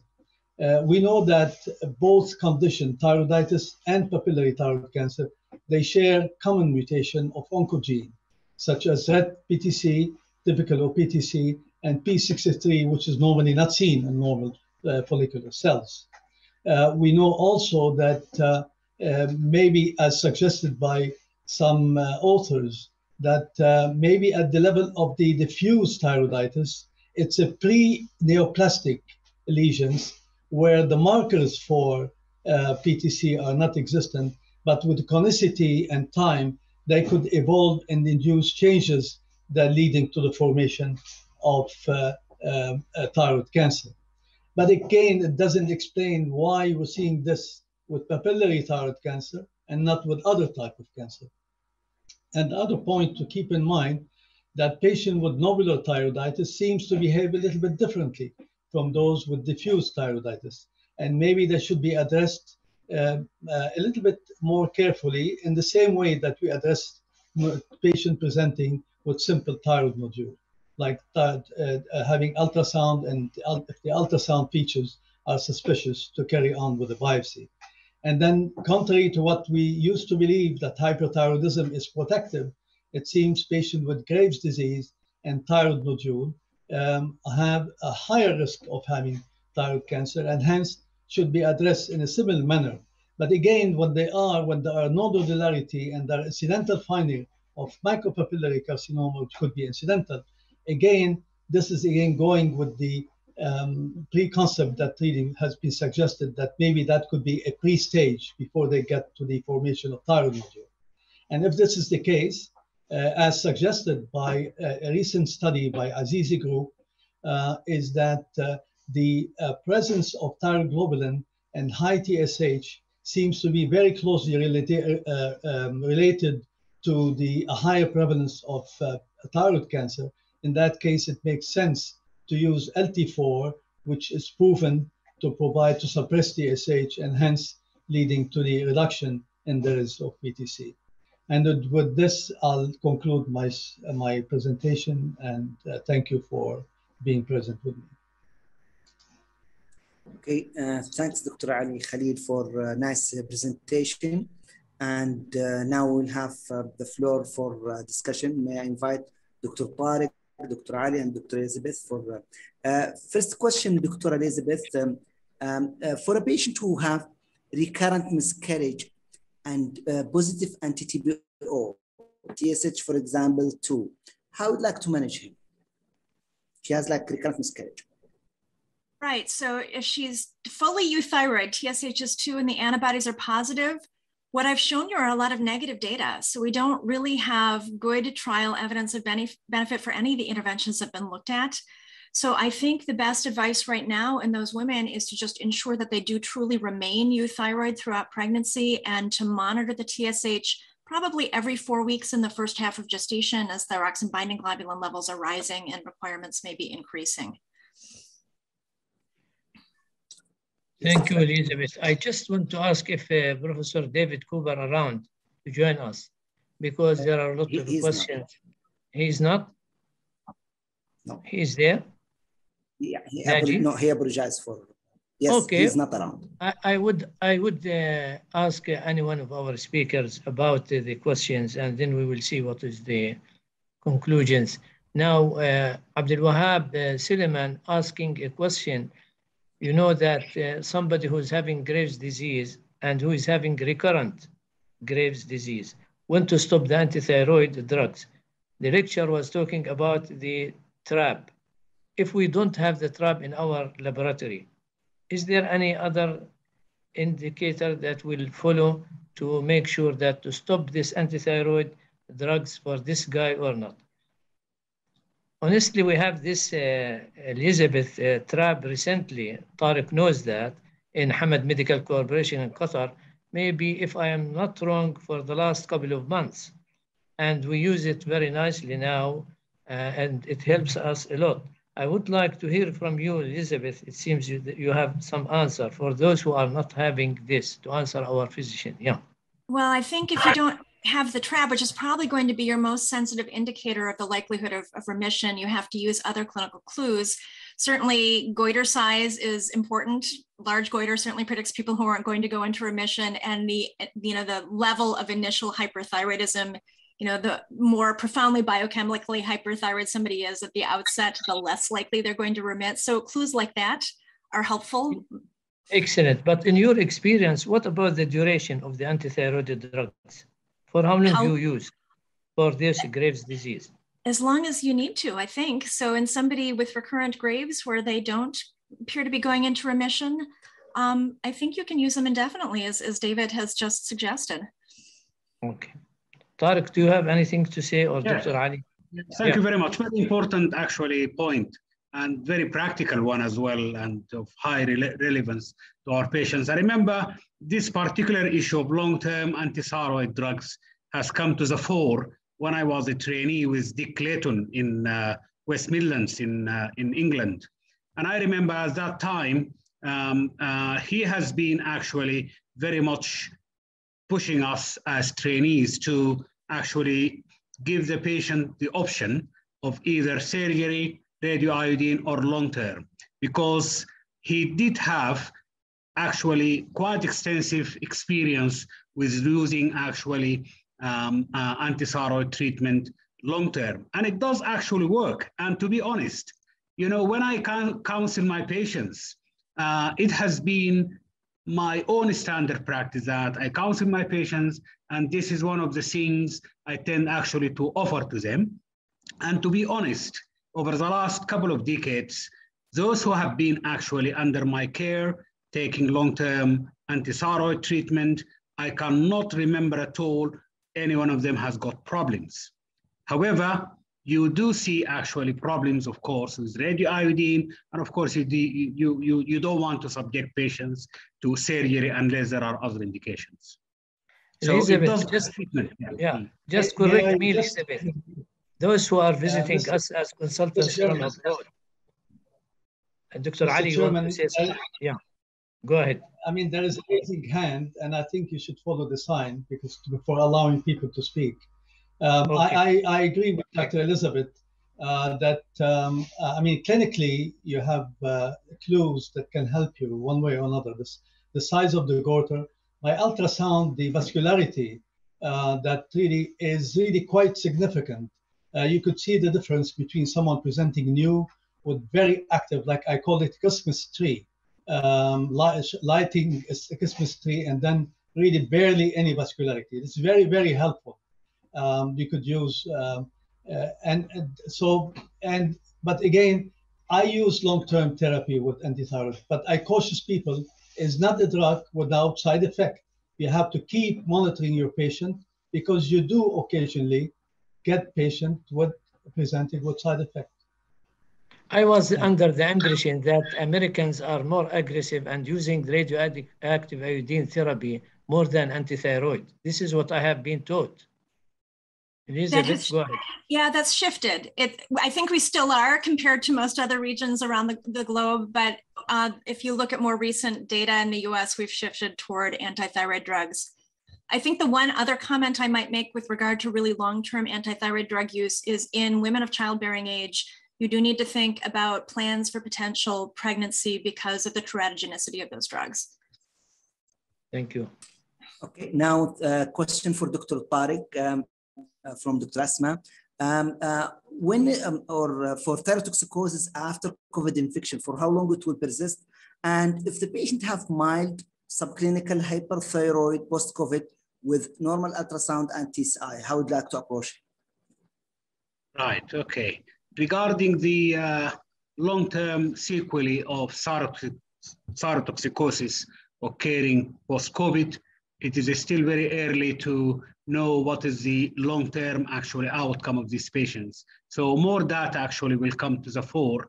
And of course, regular monitoring of these patients is highly warranted. Regarding patients with thyroiditis, as I mentioned, you do get the immune type and you do get the non-immune type. And the management tend to depend very much actually upon the clinical presentation. So many patients actually with thyroiditis, especially painless, do not need any treatment. And those with subacute thyroiditis, they tend mostly actually to revert to euthyroidism. So, however, more actually, evidence will emerge in the next few months, I'm sure. Yeah. Yes, there is also a question for Dr. Ali Khalil. If the patient have either family history or positive anti-TPO, are they at risk for thyroid cancer? This is a nice question. I think if you're dealing with children, it seems the familial occurrence, it has some bearing. But I think it's very difficult from the association just to say that really does increase risk or not, because as you know, most of the cases identified really were incidental findings. So to say, I think is the clinical presentation, the ultrasound features that guide you more so than other criteria. But obviously, TPO are only a marker. And I think I rely on ultrasound sometimes more than the thyroid antibodies, unless the level of thyroid antibodies is excessively high. That makes a little bit of difference. But I think you have to put things together before making a final judgment. There is a question for Dr. Elizabeth. Yeah, when Dr. May Suleiman, she is asking, dear Dr. Beers, do you treat patients undergoing IVF with levothyroxine if TSH is 3.5 with a goal of TSH of less than 2.5? And do you need patient with subclinical hypothyroid TPO negative to have TSH less than 2.5 if planning normal conception or less than 4? Good questions for which there is sort of a paucity of data. So there are two very small randomized clinical trials demonstrating that women who are subclinically hypothyroid with a TSH greater than 4 have better IVF outcomes if they get levothyroxine than if they don't. So unequivocally, if women have a TSH greater than 4 pre-IVF, we should treat them. There are no data for if the TSH is at 3.5. On the other hand, IVF is expensive. There's really an impetus to get it right. And I don't think there's a whole lot of risk of low-dose levothyroxine. So I think it is reasonable to do that, even in the absence of really great data. Should we, in general, try and aim for a woman to have a TSH less than 2.5 prior to conception? I would say if she's already on levothyroxine and we can control that TSH level, that's probably reasonable to do that. But I don't know that there are any data really demonstrating that intervening for women with sort of high normal TSH levels pre-conception makes any difference to outcomes. I don't think the studies really have been done. Yeah, go ahead, Naji. Okay. Yes, there is a question for Dr. Ali Khalil. Now, for the patient with thyroid cancer, if they have positive anti-thyroglobulin antibody from the start, does this affect the prognosis? And what's the role of anti-thyroglobulin antibody in follow-up of patient with thyroid cancer? Well, I mean, those are two different questions. One, before I get to that question, I would like to comment on the question given to Dr. Elizabeth. Actually, we have to keep in mind that TSH is population dependent. And then when we talk about 3.5, it could be normal for that population. And actually, we did run a study on our local nationals in UAE. And then we found that actually for the first trimester, TSH of 3.5 still is the normal range. Our normal range is 2.5 and 3.5. And as you mentioned, probably the above 4, based on Aziz's studies, which really has done, I think, very good study in this regard. When the antibodies are positive, the chances for successful in vitro fertilization with thyroid medication seems to be better than if thyroid medication is not being used. Correct me if I'm wrong, but I think that's the message, right? Correct. And I think even without the antibodies, if the TSH is above 4. Yeah. Now, when it comes to the question about thyroglobulin, I think, again, Aziz's studies, they looked in patients who did have thyroglobulin measured before being subjected to surgery, if really cytology was positive. They found a positive correlation between a higher prevalence rate for papillary thyroid carcinoma versus those who had a low or normal thyroglobulin level. And then he associated that also that if your TSH is a little bit higher than normal, even at the high normal level, that those population, this group of patients seems to be at higher risk for having thyroid cancer. So, but in thyroid cancer patient, prior to surgery, I think the only case was made once by Dr. Zahrani, Ali Zahrani, that when thyroglobulin was measured before surgery, it was undetectable. And then they did surgery, and actually the patient did not have of the type of cancer, was not responding to radioactivity subsequently when the patient was subjected to surgery. But I don't find a value to do serum thyroglobulin in patient going for surgery. I don't think it will add a bearing, except to tell you after surgery, if the thyroglobulin drop is not significant, is maybe because of the level before surgery was not high. Thank you. Elizabeth, I just want to ask you about the antibodies. Somebody is asking who's the patient to check the antibodies, although TSH is within normal limits. You know, TBO is becoming as a routine CBC test, and everybody is asking for that. What is the significance? And somebody is asking, what is the threshold? Both good questions. I think in the pregnancy setting, there are no guidelines to do universal TPO antibody screening right now. There's disagreement about TSH, but nobody really is arguing for TPO screening at the moment. So the guidelines about what you do in somebody who's TPO positive, euthyroid in pregnancy are just if you happen to know that, but it's not recommended that we check it. And I don't think it's helpful to check because we don't really know what to do about those women. The other piece of that, sorry, was... It's whether the threshold, the level, you know? Oh, yes, and that's very assay dependent. So there is a lack of good harmonization across assays in pregnancy, particularly, but probably I think also outside pregnancy, as to what's truly positive. And if you look carefully, there have been studies demonstrating that even within the range of normal, there may be a little bit of an effect of higher titers in pregnancy compared to lower ones, and maybe we're not putting our thresholds in the right place. So a good question, but not one with a good answer yet. But admit my ignorance if I am wrong. What I know that TBO, either positive or negative.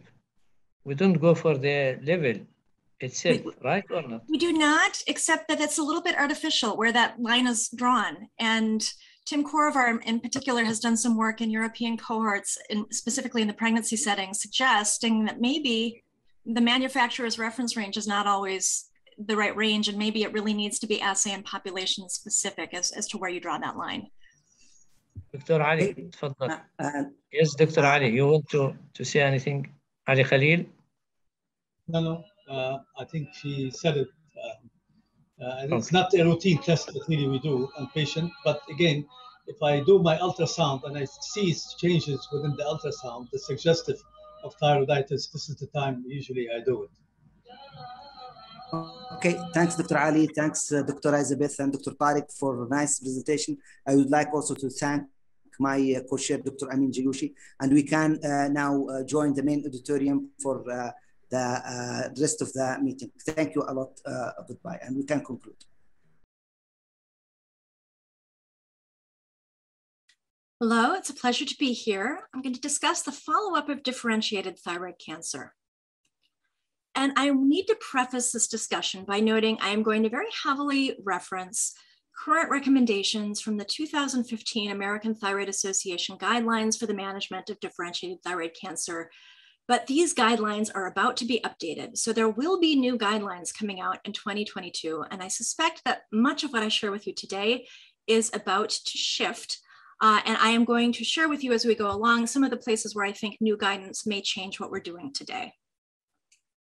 So what I'd like to do is to start by just walking through the various modalities we have available for surveillance for recurrent or persistent tumors in our differentiated thyroid cancer patients. And then to talk about how we follow those patients, either patients who get no surgery at all for low-risk tumors, or those who get some amount of thyroid surgery with or without radioactive iodine therapy. And then briefly we'll discuss at the end the other important piece in the follow-up of our thyroid cancer patients, which is determining the degree of TSH suppression, both post-operatively and across the ongoing follow-up. So to start with, in thinking of modalities that we can use to watch for the recurrence of thyroid cancers, thyroid globulin in many of our patients is a mainstay of this. Serum thyroglobulin is affected by mass of both benign and malignant thyroid tissue, and also by the degree of TSH stimulation. And important to remember that that can be stimulation from endogenous TSH, from recombinant human TSH that we give our patients. In pregnancy, it can be stimulation from HCG, which does stimulate the thyroidal TSH receptor.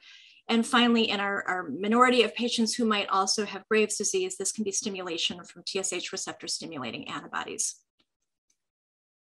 Current guidelines recommend that for our patients who do undergo thyroid surgery, during the initial postoperative follow-up, we should check a serum thyroglobulin on thyroxine therapy about every 6 to 12 months, possibly more frequently in those patients who have high-risk tumors. But timing of our initial baseline assessment matters. Important to note that in patients who have thyroidectomy, just the surgical manipulation of the thyroid gland at the time of the operation can cause an increase in serum thyroglobulin levels, and that has a pretty long half-life. So those high thyroglobulins can persist for a number of weeks. And it's recommended really we should wait a minimum of 4 to maybe ideally 6 weeks postoperatively to get a first baseline thyroglobulin and be sure that it's a meaningful value after radioactive iodine treatment, which has sort of a more prolonged duration of action. We should probably wait a good 3 months before really being convinced that we have a baseline thyroglobulin. If you measure sooner, just interpret those numbers with caution. Measuring thyroglobulin accurately is a challenge.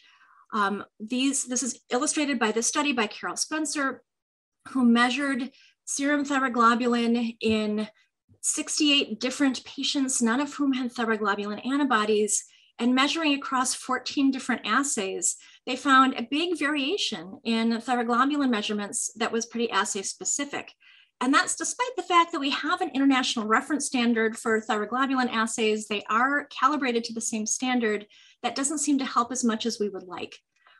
So radioimmunometric assays may be less variable than immunometric assays, but it's those immunometric assays that are more widely available.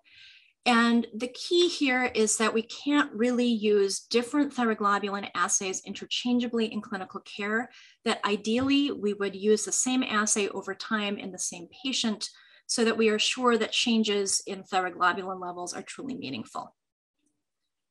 Now, the thyroglobulin is challenging enough to measure in patients who are thyroglobulin antibody negative, but in patients who are thyroglobulin antibody positive, it is even more challenging, maybe not really feasible to come up with reliable numbers. Again, radioimmunoassays may be less affected, but really all assays can provide spurious results in patients who are thyroglobulin antibody positive, and it's not necessarily clear that we can generally trust those serum thyroglobulin values in those patients. And instead, in those patients, what we can use is the thyroglobulin antibody titer itself. And again, a figure from Carol Spencer demonstrating that in those patients who are initially thyroglobulin antibody positive, that many of them will have a reduction in antibody titers.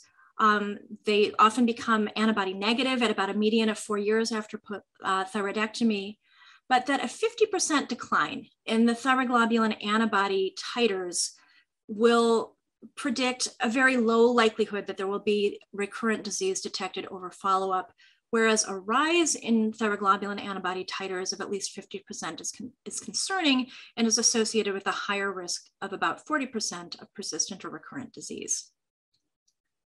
Now, the other modalities we can use for tumor surveillance are all imaging. So neck ultrasound is really the mainstay for this in all of our patients, at least in the initial postoperative setting. And it's recommended that all patients have initial neck ultrasound 6 to 12 months after surgery, and then periodically, and the frequency and the duration for which we need to do ultrasound monitoring is going to depend on our risk and our response to therapy over time. If you detect a nodule that, or sorry, a node that looks suspicious on neck ultrasound, that should be biopsied if having, a clear diagnosis of malignancy in that node would change clinical management.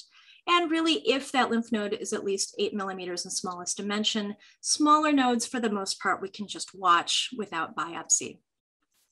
And what we're looking for on ultrasound is nodes that look concerning. So benign nodes tend to be sort of flat, oval shaped. The short axis is typically 8 millimeters or less.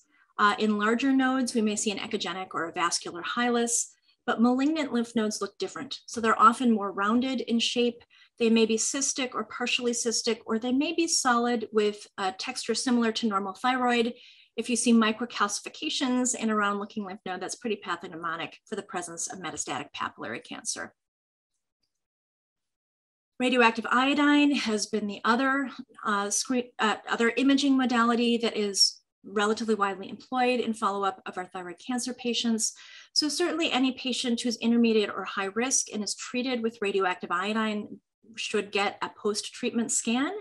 And if there's uptake on that scan, there should be a follow-up scan 6 to 12 months later to ensure that areas that took up iodine at the time of the initial therapy have resolved.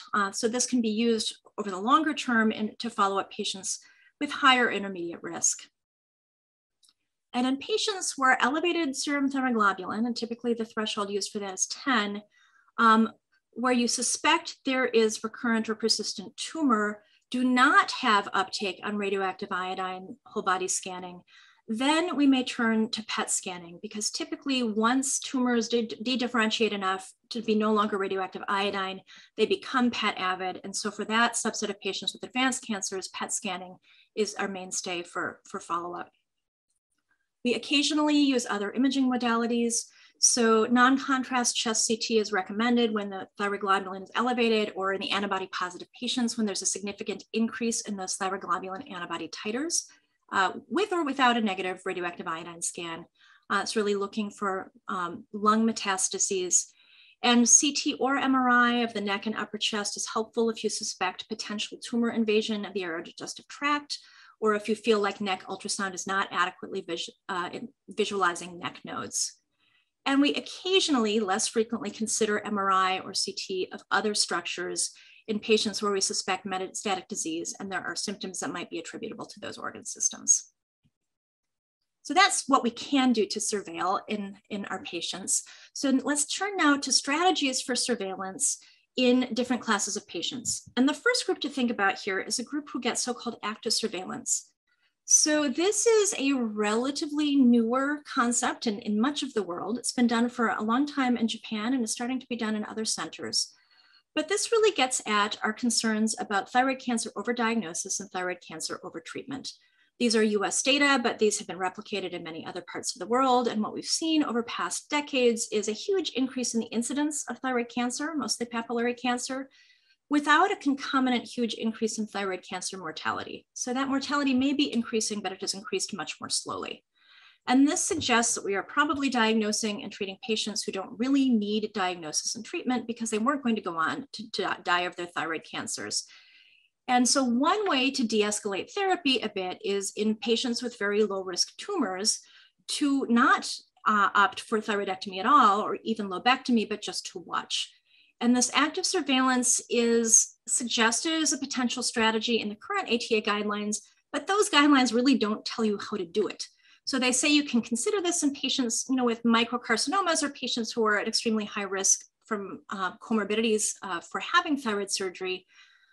I think the new guideline is going to give us much more guidance about how to actually do this and how to select patients. But in the meantime, we do have studies that suggest that there are patients who are sort of optimal patients for this active surveillance strategy and others who may be less optimal. So patients in whom we might consider following thyroid cancers without ever sending the patient to surgery are those who are older, mostly because we know that tumor progression is more likely in younger patients, particularly those under the age of 40. Typically, we would recommend this only in patients where the tumor is low risk based on ultrasonography. So something that's a centimeter or less in size. Ideally, it would be a tumor that's somewhere in the middle of a thyroid lobe, not right at the edge where it's sort of poised for invasion through the capsule. We would not typically recommend this in patients where there's known evidence of spread based on imaging, so known or suspected lymph node metastases or extrathyroidal extension. And it's also important in considering this approach that patients be comfortable with being told that they have a thyroid cancer that we will monitor rather than treat, that they be willing to return for follow-up visits, because this does require active surveillance, not just sending patients away to get lost forever. And the mainstay of doing this is having high-quality ultrasound to monitor. So although the American Thyroid Association is not currently giving us guidance about how to do this, the Japanese Association of Endocrine Surgery does have some recent guidance, which I think is useful. So they suggest that once we've opted for this active surveillance strategy, that we need to do ultrasound with an experienced ultrasonographer every 6 months for the first 1 to 2 years after you initiate this protocol. And after that, once a year if no progression is detected. And there's no endpoint on this right now. So if you are opting for this, it's essentially at the moment once a year forever. The triggers to send patients to the operating room and to sort of stop this active surveillance protocol would be growth of a tumor to at least 13 millimeters in size, of appearance of new lymph node metastases, patients who just change their mind and want to change directions, or some other reason to have neck surgery like concomitant parathyroid disease. And important to helpful that serum thyroglobulin is not helpful in following these patients. They have all of them an intact thyroid. And so the protocols really use ultrasound only and not serum thyroglobulin for surveillance. This appears, at least in these carefully selected patients and the centers that are doing this to date, to be a reasonably effective strategy. This is a meta-analysis pulling data from 4 studies demonstrating that, again, in a fairly carefully selected patient pool, only about 5% of patients over a 5-year follow-up had enlargement of tumor by at least 3 millimeters, and even fewer, only 1.6% had lymph node metastasis over that 5-year follow-up. So turning our attention to patients who are actually going to have some degree of thyroid surgery, how do we follow up those patients? And here, those patients really fall into 3 groups. So most of the guidance we have currently applies to patients who've had a total thyroidectomy followed by radioactive iodine. So I'll walk through that next. And then we'll talk about patients who have less aggressive initial therapy. And this is a concept that really was first advocated by Mike Tuttle, and that has been incorporated into current ATA guidelines. But this concept that at the time of operation, we do some initial staging. We use AJCC staging to look at risk for mortality. We use ATA risk categories that are low, intermediate, or high to look at risk for recurrent or persistent tumor. But then we continue to restage at subsequent visits. So we're always going to be incorporating patients' response to therapy into decision-making and scaling up or down our intensity of surveillance in response to that information. Now, in patients who get total thyroidectomy and radioactive iodine treatment, we can use serum thyroglobulin as quite a sensitive marker, essentially for the likelihood of cure. So patients who have achieved an excellent response to therapy have no nodes on neck ultrasound or any other imaging, and have serum thyroglobulin that's essentially undetectable on TSH suppression, or a TSH stimulated thyroglobulin that doesn't go above 1. And we know these are patients who are going to do very well. The risk for recurrence is 4% or less. The risk for death is essentially negligible.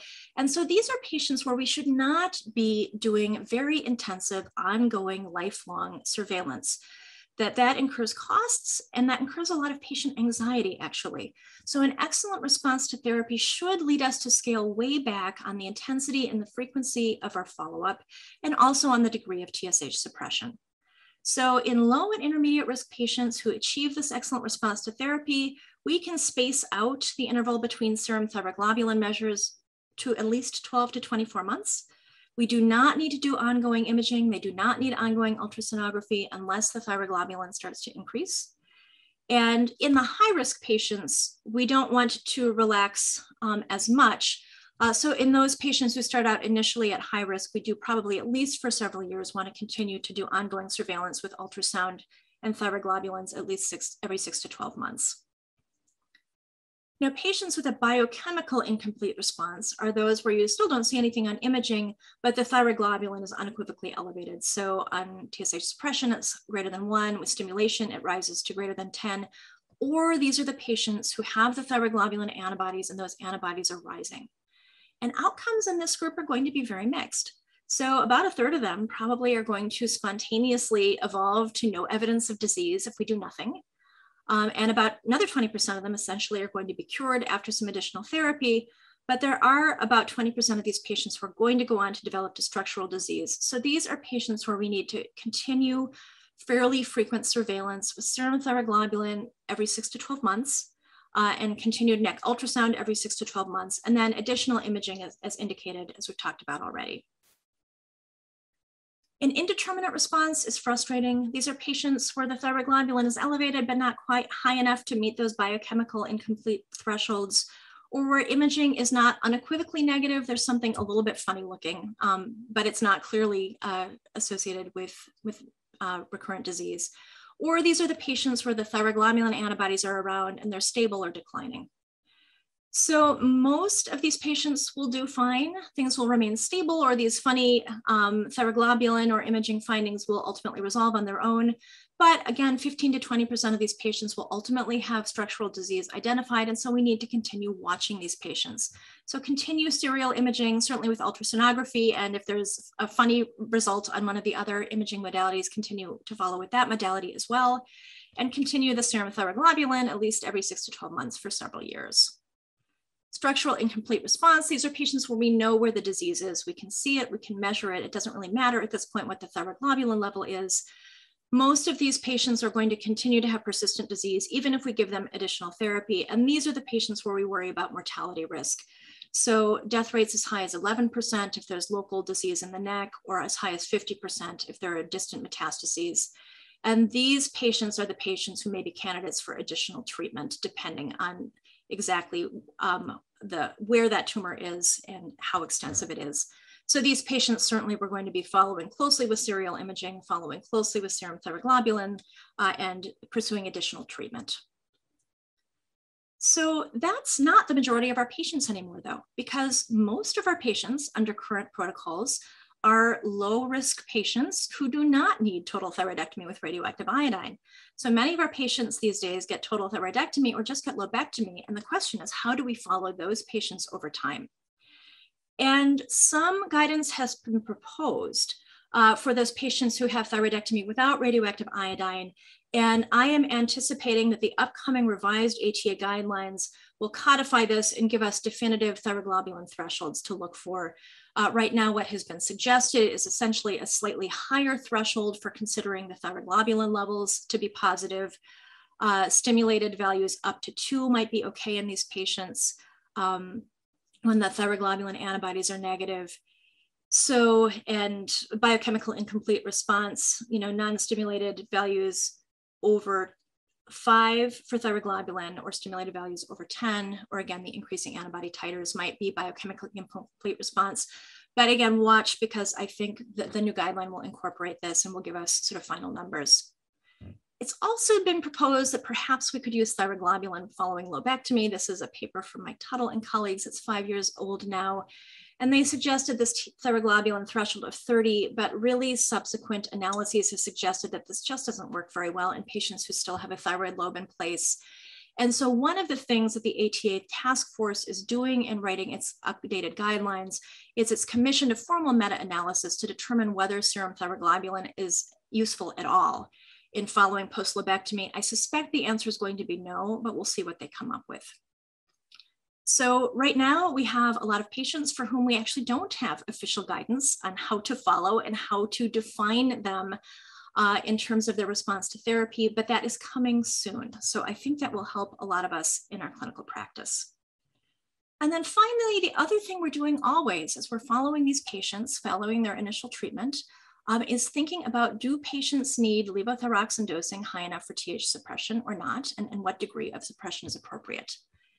And the first group, again, to think about is those patients who are low risk who might be on an active surveillance protocol. There are no randomized clinical trials right now looking at effectiveness of TSH suppression in active surveillance patients. So we do not have, high level evidence. We do have a little bit of cohort data though, including this study that suggests perhaps lower TSH is beneficial.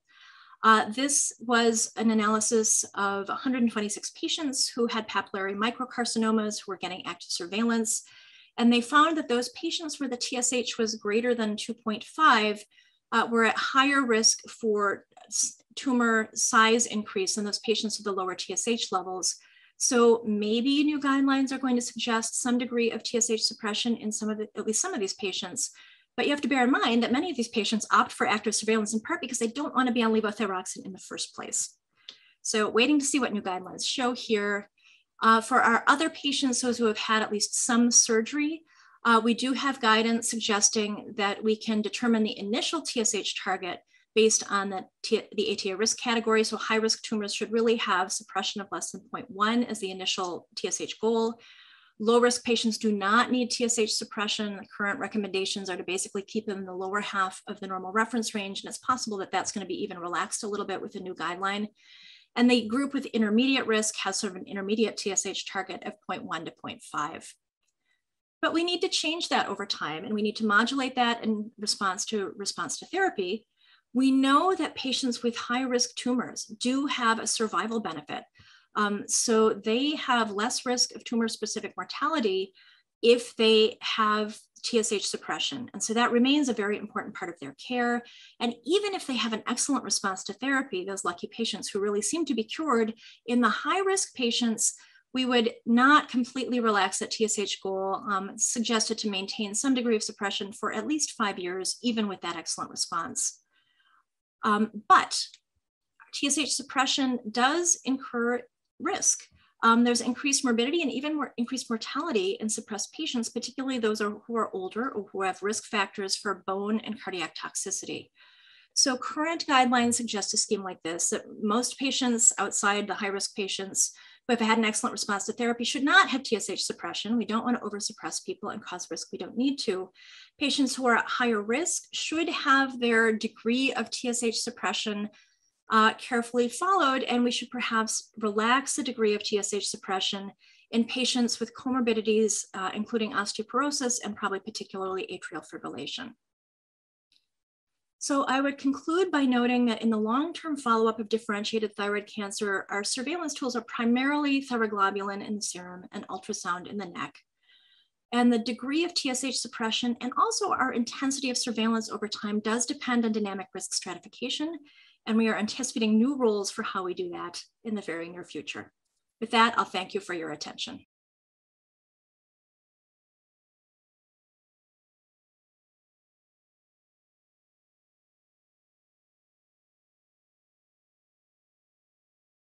Hello, my name is David Cooper, and I'm happy to be speaking to you about subclinical thyroid disease. This is a large topic and very difficult to cover in a short period of time, but I will do my very best. I don't have any disclosures. I'm going to divide this talk into two parts. Part A, or part one, will be on subclinical hypothyroidism. We'll define it, talk about the clinical significance, talk about limited data on treatment, and then recommendations. And then we'll do the same thing for subclinical hyperthyroidism. You'll see that there are very much fewer data on treatment of subclinical hyperthyroidism compared to subclinical hypothyroidism. So before we can talk about subclinical thyroid disease, we need to talk about what a normal TSH level is. And of course, you're familiar with data like this from a large epidemiologic study in the US called NHANES, of 13,000 normal healthy people. And you can see that there is a distribution which goes up to approximately 3.1 to 5 for normal people. But there's this tail to the right where there may be included in here some people with mild hypothyroidism and other abnormalities. And the 97.5% tile goes up to about 4.1 with a mean of 1.4. But you can see there are actually mild ethnic differences, so that Black individuals actually have a slightly lower TSH with a curve that's shifted over to the left. Now, there are actually many factors that can influence serum TSH. I've listed them here. Obesity is one, season of the year. I want to focus on age, though, as one of the main things that we need to worry about. And the data are based on this NHANES study, where you can see that the curve shifts over to the right as people get older. And so in contrast to young people, where the 97.5% goes up to about 4 or 3.5, at age 80, normal could be even a TSH up to 7.5 due to this shift. The reasons for this shift are not known, whether it's due to alterations in the pituitary sensitivity to the T4 or other factors is not known. This is just another study from another group in Australia, looking at the mean serum TSH down here in about 900 healthy people in 1981. And you can see in the same people, when they were retested in 1994, the TSH levels had shifted slightly over to the right. That has gone up a little bit. And here is the change in TSH based on the age of the person. And you can see that people who were over age 60 had the greatest increase in serum TSH over that period of time. So subclinical hypothyroidism is obviously defined as a situation where the T4 and T3 are normal, but the TSH is elevated. The vast majority of people with subclinical hypothyroidism have a TSH between 5 and 10. Many, but not all people, have anti-TPO antibodies. And some people might call this mild hypothyroidism. This is a very, very common scenario. Up to 3 to 15% of the population have this. But of course, the prevalence of this depends on the upper limit of the TSH reference range that is used. And if you use a level of 4 or 5 or 6 in a very elderly group of people, the prevalence of true subclinical hypothyroidism is going to be less. Now, the issues in terms of why this is important and why it's important maybe to diagnose this and treat it is because of 3 factors. One, there may be altered cardiovascular outcomes based on lipids and cardiac function that need to be addressed. 2, patients who have subclinical hypothyroidism may have symptoms of hypothyroidism, altered function, altered cognition or mood. And then finally, if a patient has this, is it possible they will progress to overt hypothyroidism, which is a much more serious problem? So diagnosing mild hypothyroidism is an advantage because maybe you could institute treatment sooner. I want to talk about the first reasons to take this condition seriously, that is cardiac issues. And this is all based on the fact that we know that hypothyroidism itself is associated with a whole host of abnormal outcomes in terms of cardiovascular disease. It's associated with an atherogenic lipid profile, hypercoagulable state, abnormal hemodynamics, and abnormal non-traditional risk factors like Lp(a), LDL particle size, et cetera, and impaired endothelial function. And the question is subclinical hypothyroidism also associated with these things? And I don't have time to review this. It turns out, though, that in some studies, it is associated with some of these adverse effects. And I'll just show you this one meta-analysis that was published last year, looking at changes in lipids with treatment of thyroid dysfunction. And you can see on the left, overt hypothyroidism, where there's a lowering of total cholesterol, LDL cholesterol, and triglycerides with treatment. And the same thing occurs with subclinical hypothyroidism. That is an improvement in lipid status, although it's much milder when subclinically hypothyroid patients are treated with levothyroxine. Now, the main data on this is based on epidemiology, because there really are no intervention trials to document that treating subclinical hypothyroidism benefits people. And I just want to go over these 4 studies here. Again, I do not have time to discuss them in detail, but the bottom line is that as the serum TSH goes up, the risk of coronary events, mortality, and heart failure goes up also in patients with subclinical hypothyroidism. So in patients with TSH levels between 5 and 7, there's really no significant change. But as serum TSH gets to 7 to 9, in this study, there was a significant change. And when TSH is above 10, which seems to be the line in the sand, if you will, then there's statistically significant increases in the risk of these coronary events and heart failure, although not with stroke. So in a way, you can think about it as the TSH goes up, there's increasing risk, which may start in terms of coronary heart disease mortality at a TSH of 7, based on this study, and it continues to go up. Also, just interestingly, there's no effect of having anti-TPO antibodies on coronary disease as long as the TSH levels are normal. And I'll just remind you of data like this, though. These are patients over the age of 85, looking at mortality rates based on TSH. And you can see here that as the TSH goes up in people, the mortality actually goes down. And this has been shown in a number of studies. So this is just a graph that shows some studies have shown that the risk of cardiovascular disease and subclinical hypothyroidism may be elevated, but it's mostly in people, if it does occur, with the TSH being above 10, and particularly in younger individuals. In other studies, there doesn't seem to be an effect of age and no increased risk. And then, as I just showed you, there may be actually a decreased risk of mortality in several studies, for example, like the one I just showed you. Paradoxically, as the TSH goes up, people may actually live longer. Now let's move on to talk about hypothyroid symptoms and other issues like that in terms of cognitive function, et cetera. This is a study looking at symptoms, looking at a group of healthy individuals who are either euthyroid, subclinically hypothyroid, or hypothyroid, looking at the number of symptoms. And you can see here that there's really no difference among these groups, except people that are overtly hypothyroid may have more than 4 typical symptoms, but otherwise you cannot tell whether a person is normal or subclinically hypothyroid by symptoms.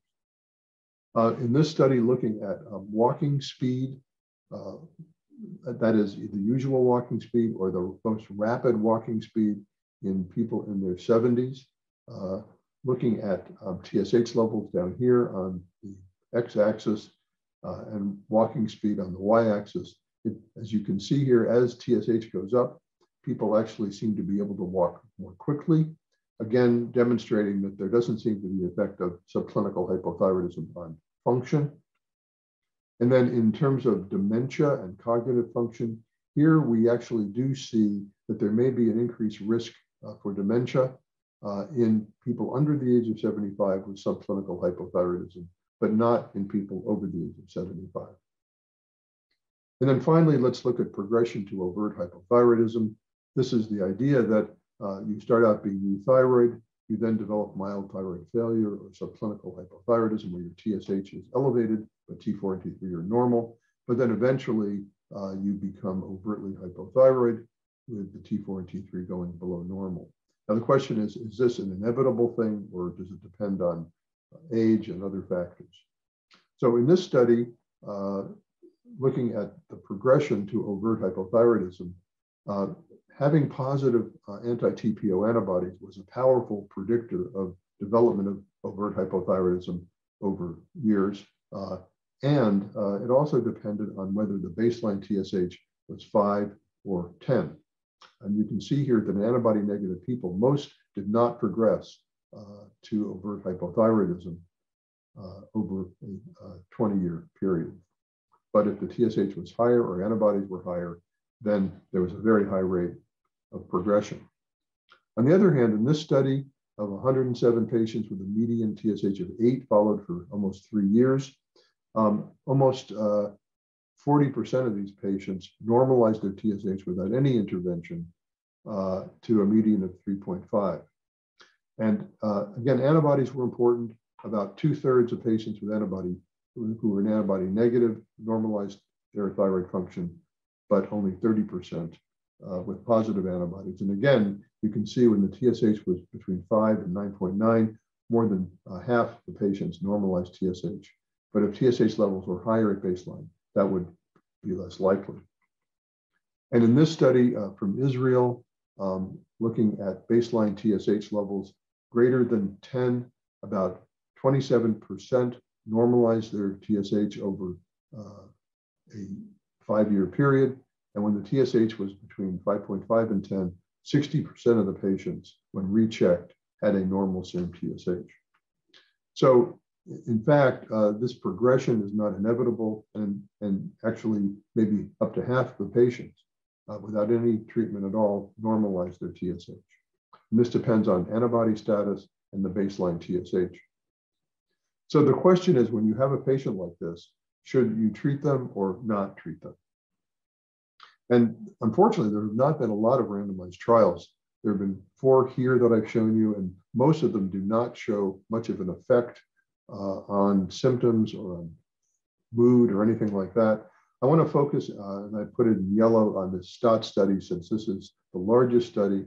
This is a paper from the New England Journal of Medicine where they studied 737 patients who were over the age of 65.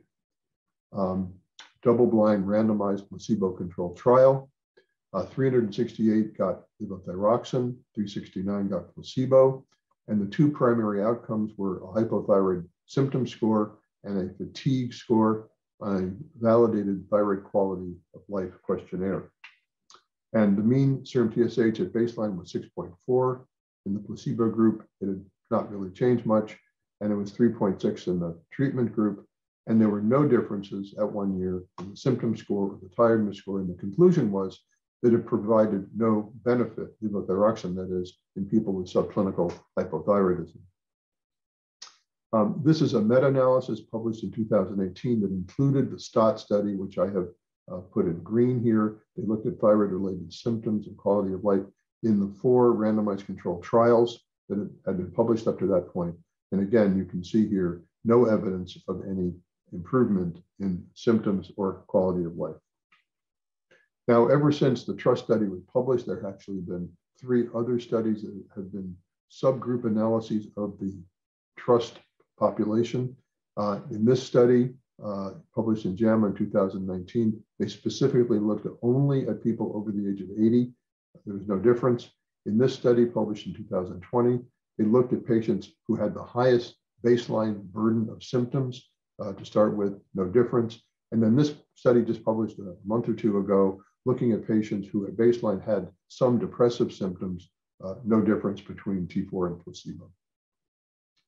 Now, I can't stop there, though. I want to just mention this study. This is not a randomized controlled trial, but it's potentially an important study.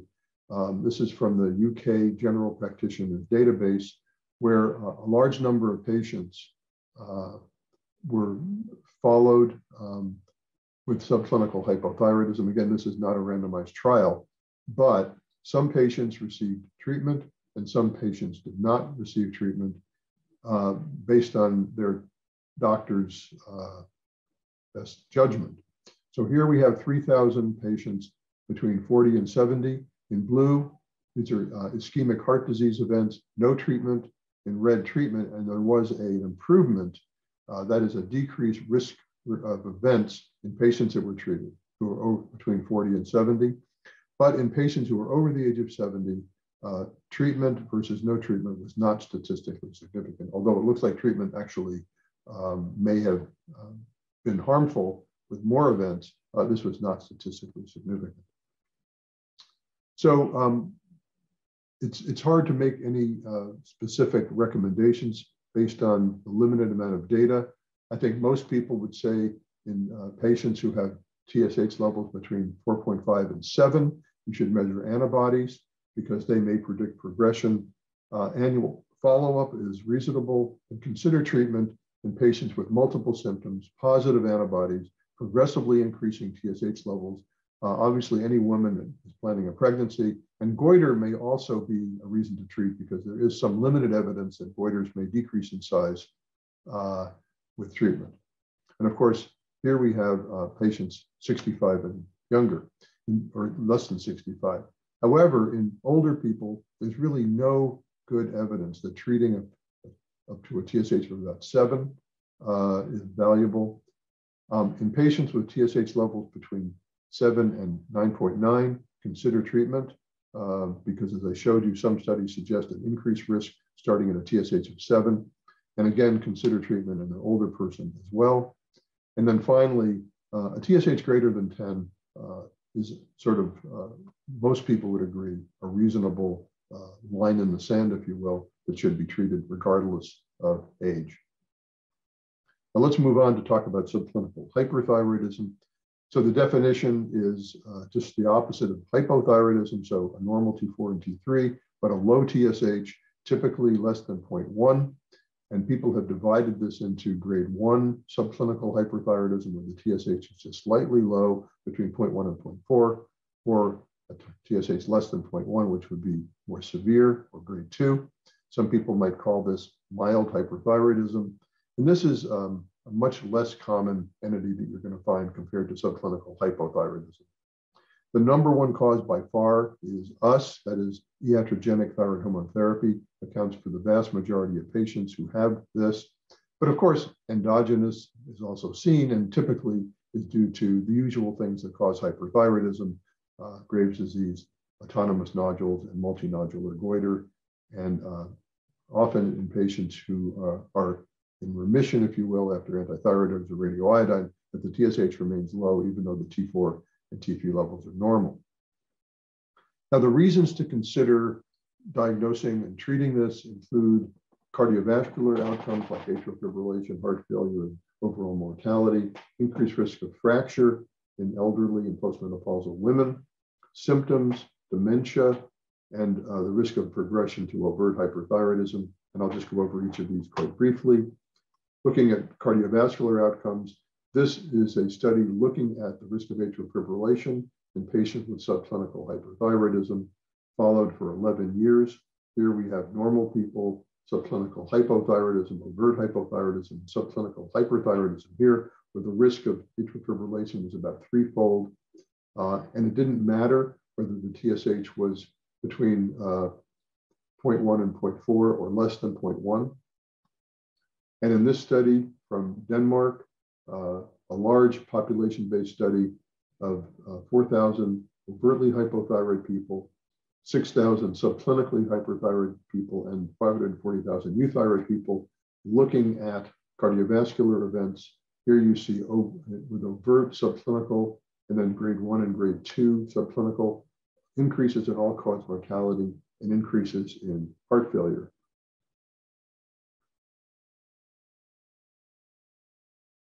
And in this study, looking at combined individual patient meta-analysis of 50,000 participants, 2,000 of whom had subclinical hyperthyroidism, there was an increased risk of coronary heart disease and mortality in patients with subclinical hyperthyroidism.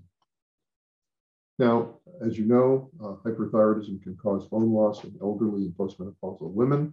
So maybe it does that in, maybe subclinical hyperthyroidism does that as well. And this is a epidemiologic study from Denmark looking at osteoporotic fractures in women. Here we have patients with low and normal TSH, where low TSH is defined as a TSH less than 0.3, 18 to 50 years old, no difference. But in patients who were 50 to 75 years of age, there was an increase in fracture in patients with low TSH levels, and in patients over the age of 75, again, an increase in fracture risk in patients with a TSH less than 0.3. The study also found that there was a higher risk of osteoporotic fractures in men who were 70 50 to 75 years of age, and in men who were over the age of 75. And then let's just talk about symptoms and dementia. So this is just a small study of 23 patients who were administered a hyperthyroidism symptom rating scale and a health survey. And the patients with subclinical hyperthyroidism did have more symptoms than the euthyroid controls. And then we talked about dementia and subclinical hypothyroidism. There's also some evidence that dementia may be related to subclinical hyperthyroidism. This is a meta-analysis of 5 studies showing that. And then finally, let's talk about the risk of progression to overt hyperthyroidism. This is a similar diagram to what I showed you before for subclinical hypothyroidism. But again, the idea here is you start out normal, you develop an increased T4 and T3 that are still within normal limits, but the TSH is now low since they're higher than they used to be. And then finally, over years of time, T3 and T4 become high and the TSH is low, and this is overt hyperthyroidism. The question is, what is the risk of this happening? And it's actually quite unusual, maybe 1 to 4% of patients per year. And the chances of becoming overtly hyperthyroid is directly proportional to the baseline TSH. So in patients with TSH levels that are less than 0.1, it's very, very common for patients to progress. Whereas in patients with just slight lowering of their TSH, most patients remain normal for many, many years. And in this study of 2,000 patients with subclinical, or these are actually just people, this is a population-based study with subclinical hyperthyroidism, actually many of them became normal over time without any intervention, and normalization was more common in patients with a TSH that was just slightly below normal. So in fact, patients can revert back to being normal, and probably many of these patients have Graves' disease that go into spontaneous remission. It's less likely when patients have a toxic multinodular goiter or solitary hot nodule to become normal spontaneously. So as a general principle in subclinical hyperthyroidism, it's reasonable to observe patients whose TSH levels are not so low and who are younger, and in patients that are older and have lower TSHs to treat them. That's an easy way of thinking about it. And in this chart, this is based on guidelines from the American Thyroid Association. Basically, in patients that are over the age of 60 or 65, it's reasonable to treat those people with TSH levels that are less than 0.1 and consider treatment in patients who are older with TSH levels that are on the low side, below the lower limit of normal, but greater than 0.1. In younger people with TSH levels that are less than 0.1, probably treat them, but there's really no data to show that treating a young person who has a slightly low TSH is going to be of any benefit. I want to just mention the risk of cardiovascular events in patients who are being treated with levothyroxine for thyroid cancer. And the goal here is to cause the TSH to be low. And you can see here that in patients with differentiated thyroid cancer on suppression therapy, the risk of atrial fibrillation is much higher than it is in control patients. And in this study, looking at overall cardiovascular mortality, the risk of cardiovascular death in people with thyroid cancer is much higher than it is in normal controls. And again, this is based on cardiovascular mortality being caused by TSH suppression therapy. So here are just some points. Subclinical thyroid dysfunction is frequent. It may progress to overt disease, but it may revert back to normal. Race and age affect certain TSH levels and suggest thyroid dysfunction if you use rigid reference ranges, and that's why it's important to take the patient's age into consideration with TSH levels going up with aging. Most older people who have TSH levels between 5 and 10 are healthy. When I say older, people in their 70s and 80s. Subclinical hypothyroidism is linked to some important cardiovascular risk factors, especially in middle-aged patients and possibly older patients, and especially if the TSH is above 10. And the treatment of subclinical hypothyroidism has not been shown to be of clinical benefit except possibly in patients age 40 to 70, where there may be a reduction in cardiovascular events. Overreplacement with thyroid hormone is the most common cause of subclinical hyperthyroidism. Postmenopausal women and older men may have an increased risk of fractures, especially if the TSH is less than 0.1. They also may have an increased risk of dementia, cardiovascular death, atrial fibrillation, and CHF. And treatment of subclinical hyperthyroidism in older people may be warranted, even when the TSH is between 0.1 and 0.4, and certainly it's warranted when the TSH is less than 0.1. And then finally, and importantly, overly aggressive TSH suppression should be avoided in older patients with differentiated thyroid cancer. I showed you they have actually a higher risk of cardiovascular death and atrial fibrillation. I'll stop right there. And again, thank you very much for your kind attention. So it looks like we have a question. If the surgeon is not a high volume one, would you do ultrasound and thyroglobulin after 6 weeks or 3 months? So the first thing, of course, is always, if we can, to send our thyroid cancer patients to high volume surgeons that we know that outcomes are better when the surgeon does at least 25 operations per year. But I think if you trust your surgeon less, more monitoring probably is appropriate. And if you don't really have a sense of how much normal thyroid tissue is likely to be left behind by a surgeon you're not accustomed to working with, also more monitoring and earlier monitoring might make sense. So the TI-RADS system to follow up with sub-centimeter nodules is causing a lot of confusion. How important is it to depend on this in our surveillance? So of course, there are multiple TI-RADS systems out there. There is an ACR TI-RADS in the US, there's a Korean TI-RADS, so there are a bunch of TI-RADS, a bunch of systems that are all sort of using points.